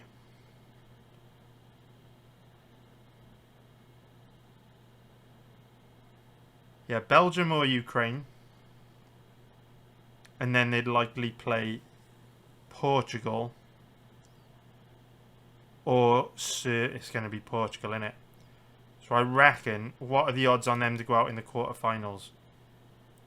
4.50. 4.50. Could they beat Portugal? I doubt it. Yeah, I'm going to go with... Because if it's either Ukraine or Belgium, they'd likely play. I think they'd lose. I think Portugal would beat. So who could they play? Who could they potentially play instead of Portugal? It could potentially be Czech Republic, depending on which way the teams finish, right?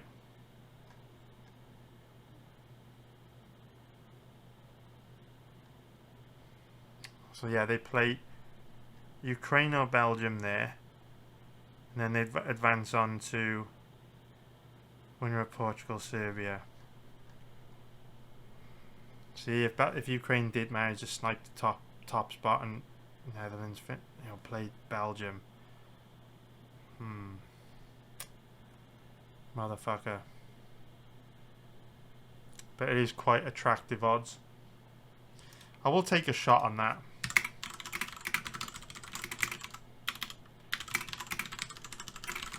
So that's quarterfinals at 4.5. Okay. Right. Okay. Poland, I think they'll go out in the group stages, but the odds are too steep. Denmark, round of 16. What are the odds on that? So I think they should make it through, even if they go through, highest ranked third place team. So they'd probably play Germany, or if they finish third, Portugal. Yeah, I think Denmark are probably going out in the round of 16 here. So what are the odds on that? Round of 16. Denmark, yeah. So Denmark to go out round of 16 at 2.10. Cool. Denmark. Then we've got Serbia. We said these round of 16 as well, right? Yeah, I think they're going to finish second or third. They'd either play Portugal or Germany. Yeah. So Serbia. And that would be round of 16. 2.20. Good stuff. All right. Slovenia. Odds are too steep. England. All right, where did we say England would make it? So they beat Turkey. Spain's tricky. Yeah, I'm not sure about England, man. That's tricky. Belgium. Belgium, they would play, Croatia. They'd play Croatia, Italy, or Spain. That's tricky. I wouldn't like to say. Romania. Let's take a look at Romania's group. Slovakia, Ukraine. Yeah, because the thing is, Romania could take the third spot and then they'd go out in the round of 16. So, yeah, that's a bit of a trap. We'll avoid that. Slovakia is a bit of a trap. Ukraine. Okay. I do think Ukraine will make it out of the group. And then they would either play Holland or France. So I like Ukraine to go out in the round of 16. At 2.10. Czech Republic. So, yeah, they should come second or third. They would then play France or Holland. So, yeah, they're going out. So, Czech Republic, 2.37. Round of 16.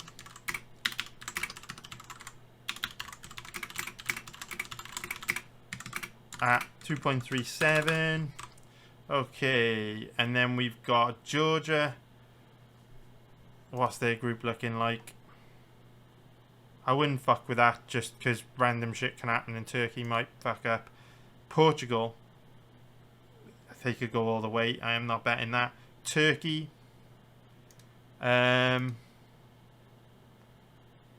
Turkey was around the 16 on Turkey, 1.80. Turkey would likely, it's tough to say with Turkey, they'd go into the third place, but I think most teams would beat Turkey. So we'll put in Turkey, go out round of 16. What was it? 1.80 the odds. Yeah. Alright, I like that betting market. We got a lot of bets there. These are looking good, man. These are looking real good. To reach quarterfinal. Okay, let's take a look at this. Quarterfinals. Alright, so odds are steep on these three. Let's take a look at Spain. So Spain may not even... I mean, yeah, they should make it out. You never know, actually. Because it'll be a tight group. They should beat Hungary. Then England. So to reach quarterfinal, I wouldn't feel confident on Spain reaching the quarterfinals just because of how tough their group is. And they might not even finish in the top 4 highest ranked third place teams, because they might not get a lot of goals in a tough group like this. I think they will, but... So yeah, Spain not so sure. Portugal, to reach quarterfinal, should win the group. And they'd likely play Serbia or Denmark. I think they'd even beat England, to be fair, if England finished second. Round the 16, then they'd... What is this? To reach quarterfinal? Yeah, I reckon they'll reach quarterfinal. We'll have a 2-unit bet on that. 2 units on Portugal at 1.57. Alright. Any others? Belgium 1.66, they're dodgy. Italy 2.10, that's a tough group. Netherlands 2.25 to reach quarterfinals. So Holland should finish second. They would then likely play Ukraine, which won't be easy, or it could even be Belgium. But yeah, I do think we've kind of already bet this, haven't we? Holland to go out in quarterfinals, 4.50. We will actually take Holland to reach quarterfinals.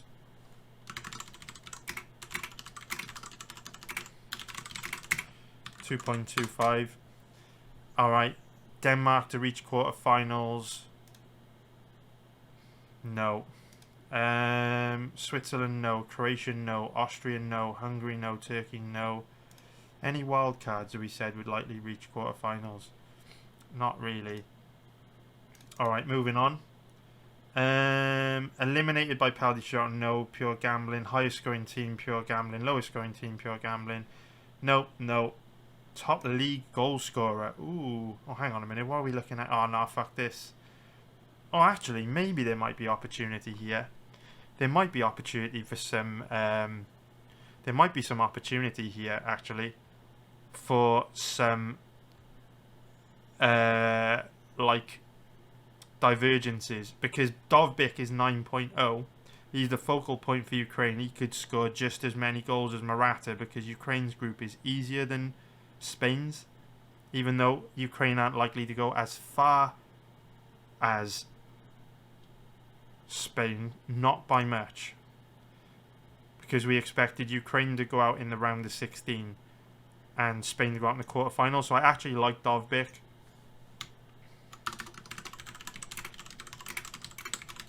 Because he scores a lot of goals for Ukraine. And no one else really here. I mean, maybe Depay, maybe a Yazabal, but again, that Spanish group is tight. The reason why I like Dovbyk here is because Ukraine's group is a little soft. Belgium are quite bad defensively. When you look at how tough Spain's group is compared to Ukraine's, the fact that Morata's not that clinical, Dovbyk scores a lot of goals. I like that.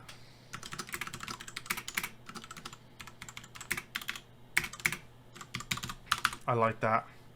Alright, English Premier League. I mean, the odds are saying to me that the bookies think Havertz is going to kill this tournament. I wouldn't be so sure. I wouldn't be so sure about that. I wouldn't be so sure about that. Premier League's a tough one. Premier League is a very, very tough one, man. Again, Bruno Fernandes is interesting to me.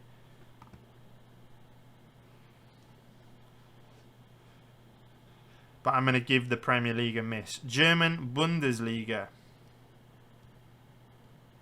Füllkrug is interesting to me, but it's going to be tough to outscore Harry Kane. He'll be on penalties. Goal machine. So, are any players going to score more than him on this list? I very much doubt it, actually. I very much doubt it. Then the thing is, right, Patrick Schick could score a fucking hat-trick for Czech Republic against Georgia, and then it's, you know, all of a sudden your Harry Kane bet's not looking brilliant at 1.57. So we'll give that a miss. Serie A.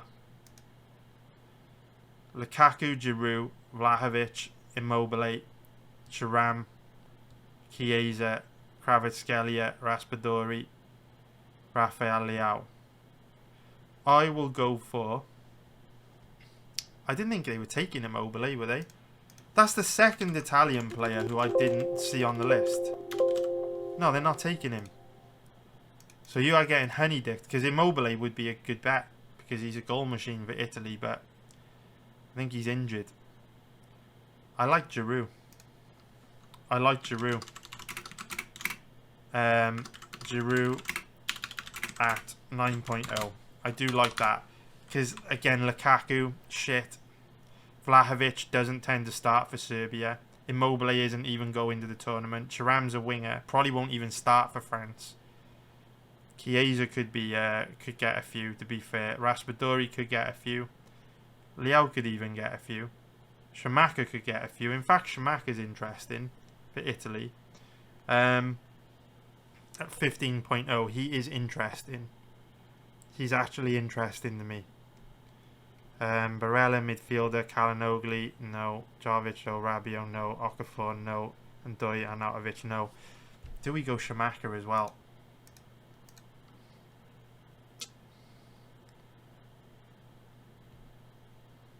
See, there's divergences in here. I'm going to go for Schumacher as well.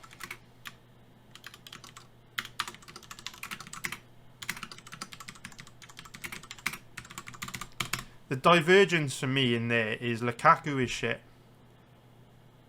France are going to go deep in the tournament. Giroud's the focal point. Great, dangerous from set pieces. Scored loads of goals in the World Cup.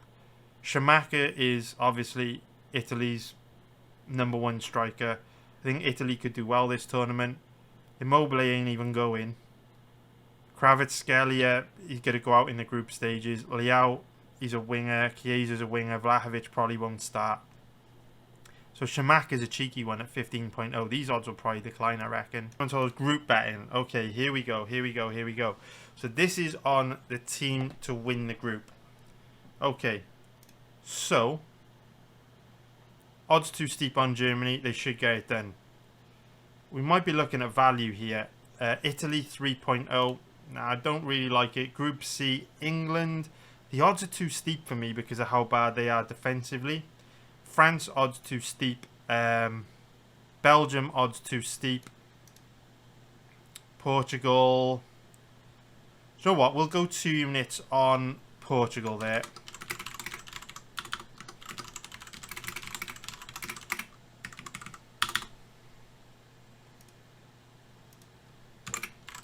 So 2 units on Portugal to win the group.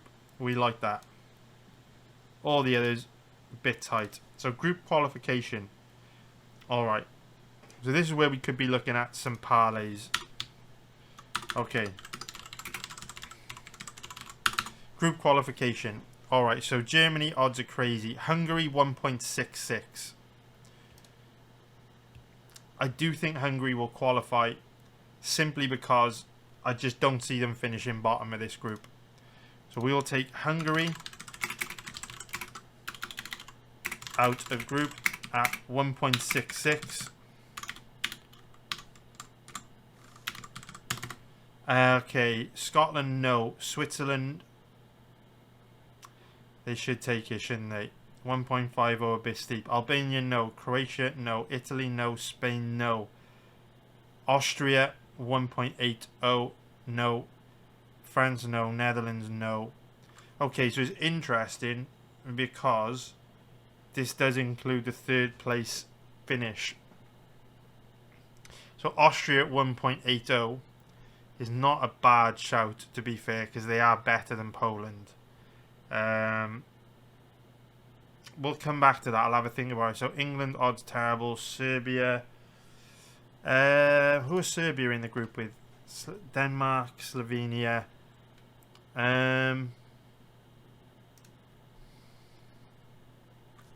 Odds aren't great.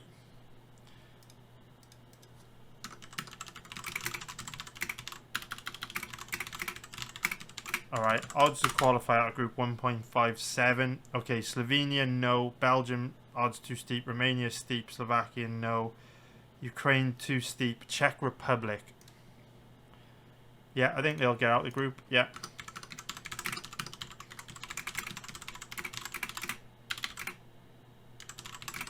Do you know what? I'll go 2 units on Czech Republic. I'd just be really surprised if Georgia or Turkey were both to finish above them, which is what would have to happen in order for that bet to lose. And then Georgia, no. Portugal, odds are too steep. Alright. Next up, group forecast. Okay, interesting. Alright, so we will go Germany first, Hungary second. 4.33, not bad. Not bad at all. Not bad. I'm actually going to go for that. So we're going to go for group forecast. Group A. Germany first and Hungary second. At 4.33. It's not bad, that. Alright. Group B. Italy first, Spain second. Don't like that. Too many variables.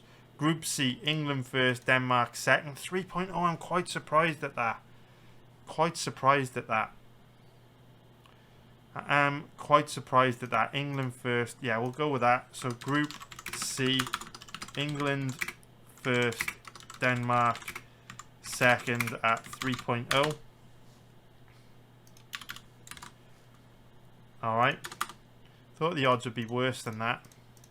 Alright, Group D. France first, Netherlands second. Don't love the odds there. Belgium, Romania. So Belgium first, Ukraine second, 3.0. I quite like that. Group E. Belgium first, Ukraine second at 3.0. What are the other way round as well? Ukraine first, Belgium second. That's the same. Okay, and then Group F, Portugal first, Czech Republic second. I quite like that as well. So Group F, Portugal first, and Czech Republic second. Alright, we like that at 4.50. Okay, we do like that. Alright. What have we got next? Group dual forecast. Oh, okay, so this is the teams to qualify. This is pretty much what we've just done, right? I think. I'm pretty sure.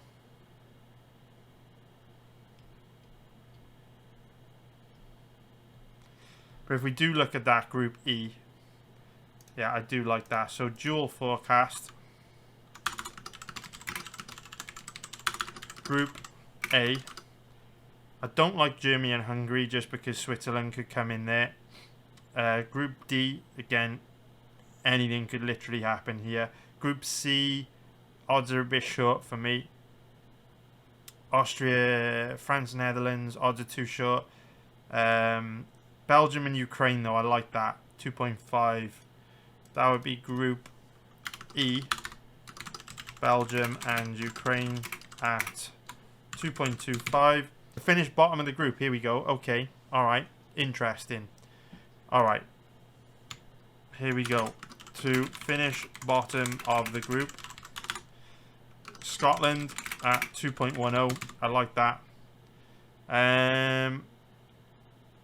So we've got Albania going out, haven't we, at this stage on another bet. So we don't need to do that again. Finish bottom of the group. Yeah, we'll go Slovenia at 1.72.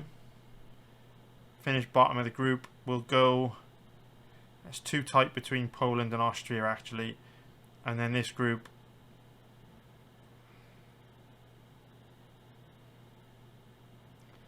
You know what? Romania to finish bottom is kind of tempting. And then Georgia to finish bottom of the group. Now we'll stick with Scotland and Slovenia there. Thing I really like there. Let's take a look at Croatia.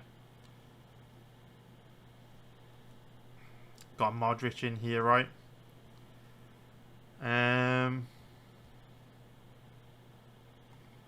All right.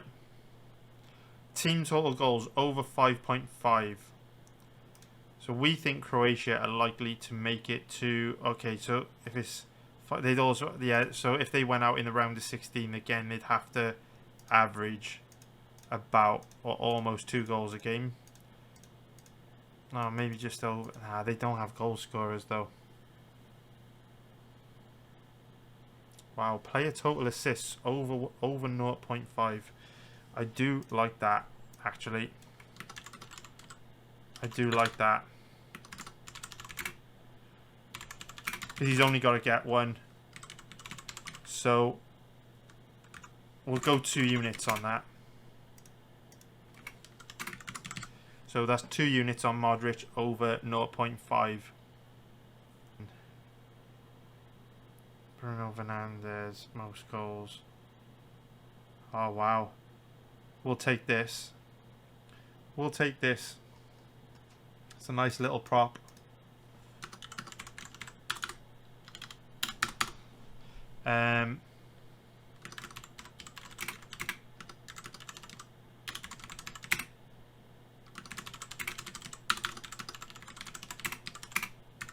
So we like this. So I think Fernandes will score more goals than Highland.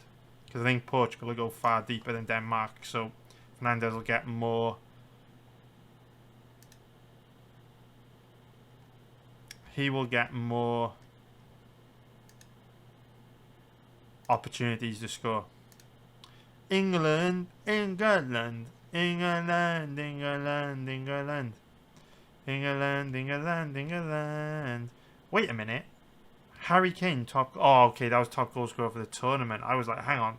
Top goal scorer for England, sign me up. But obviously that's 1.57.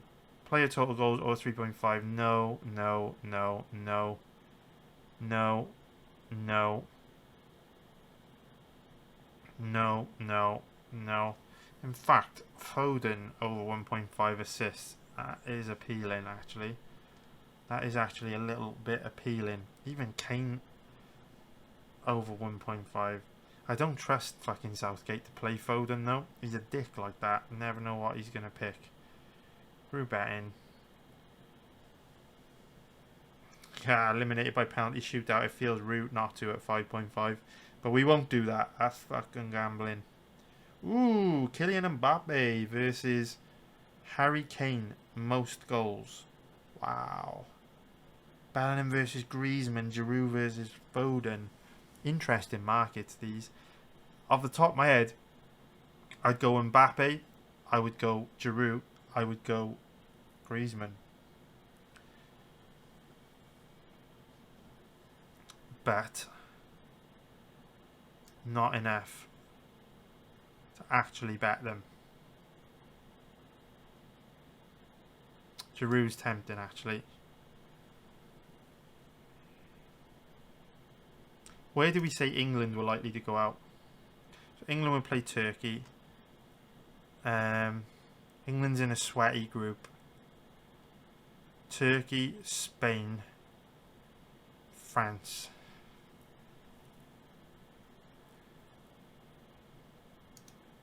Do you know what? I do quite like that. Giroud to score more than Foden. 1.80. Yeah, we like it. We like it. We like it. Like it. Like it. We like it. Alrighty then. England, France. So I think that's it for our Euro 2024 props. if you found this video useful, please hit the like button below. I'll drop a video for the Copa America as soon as we get 100 likes.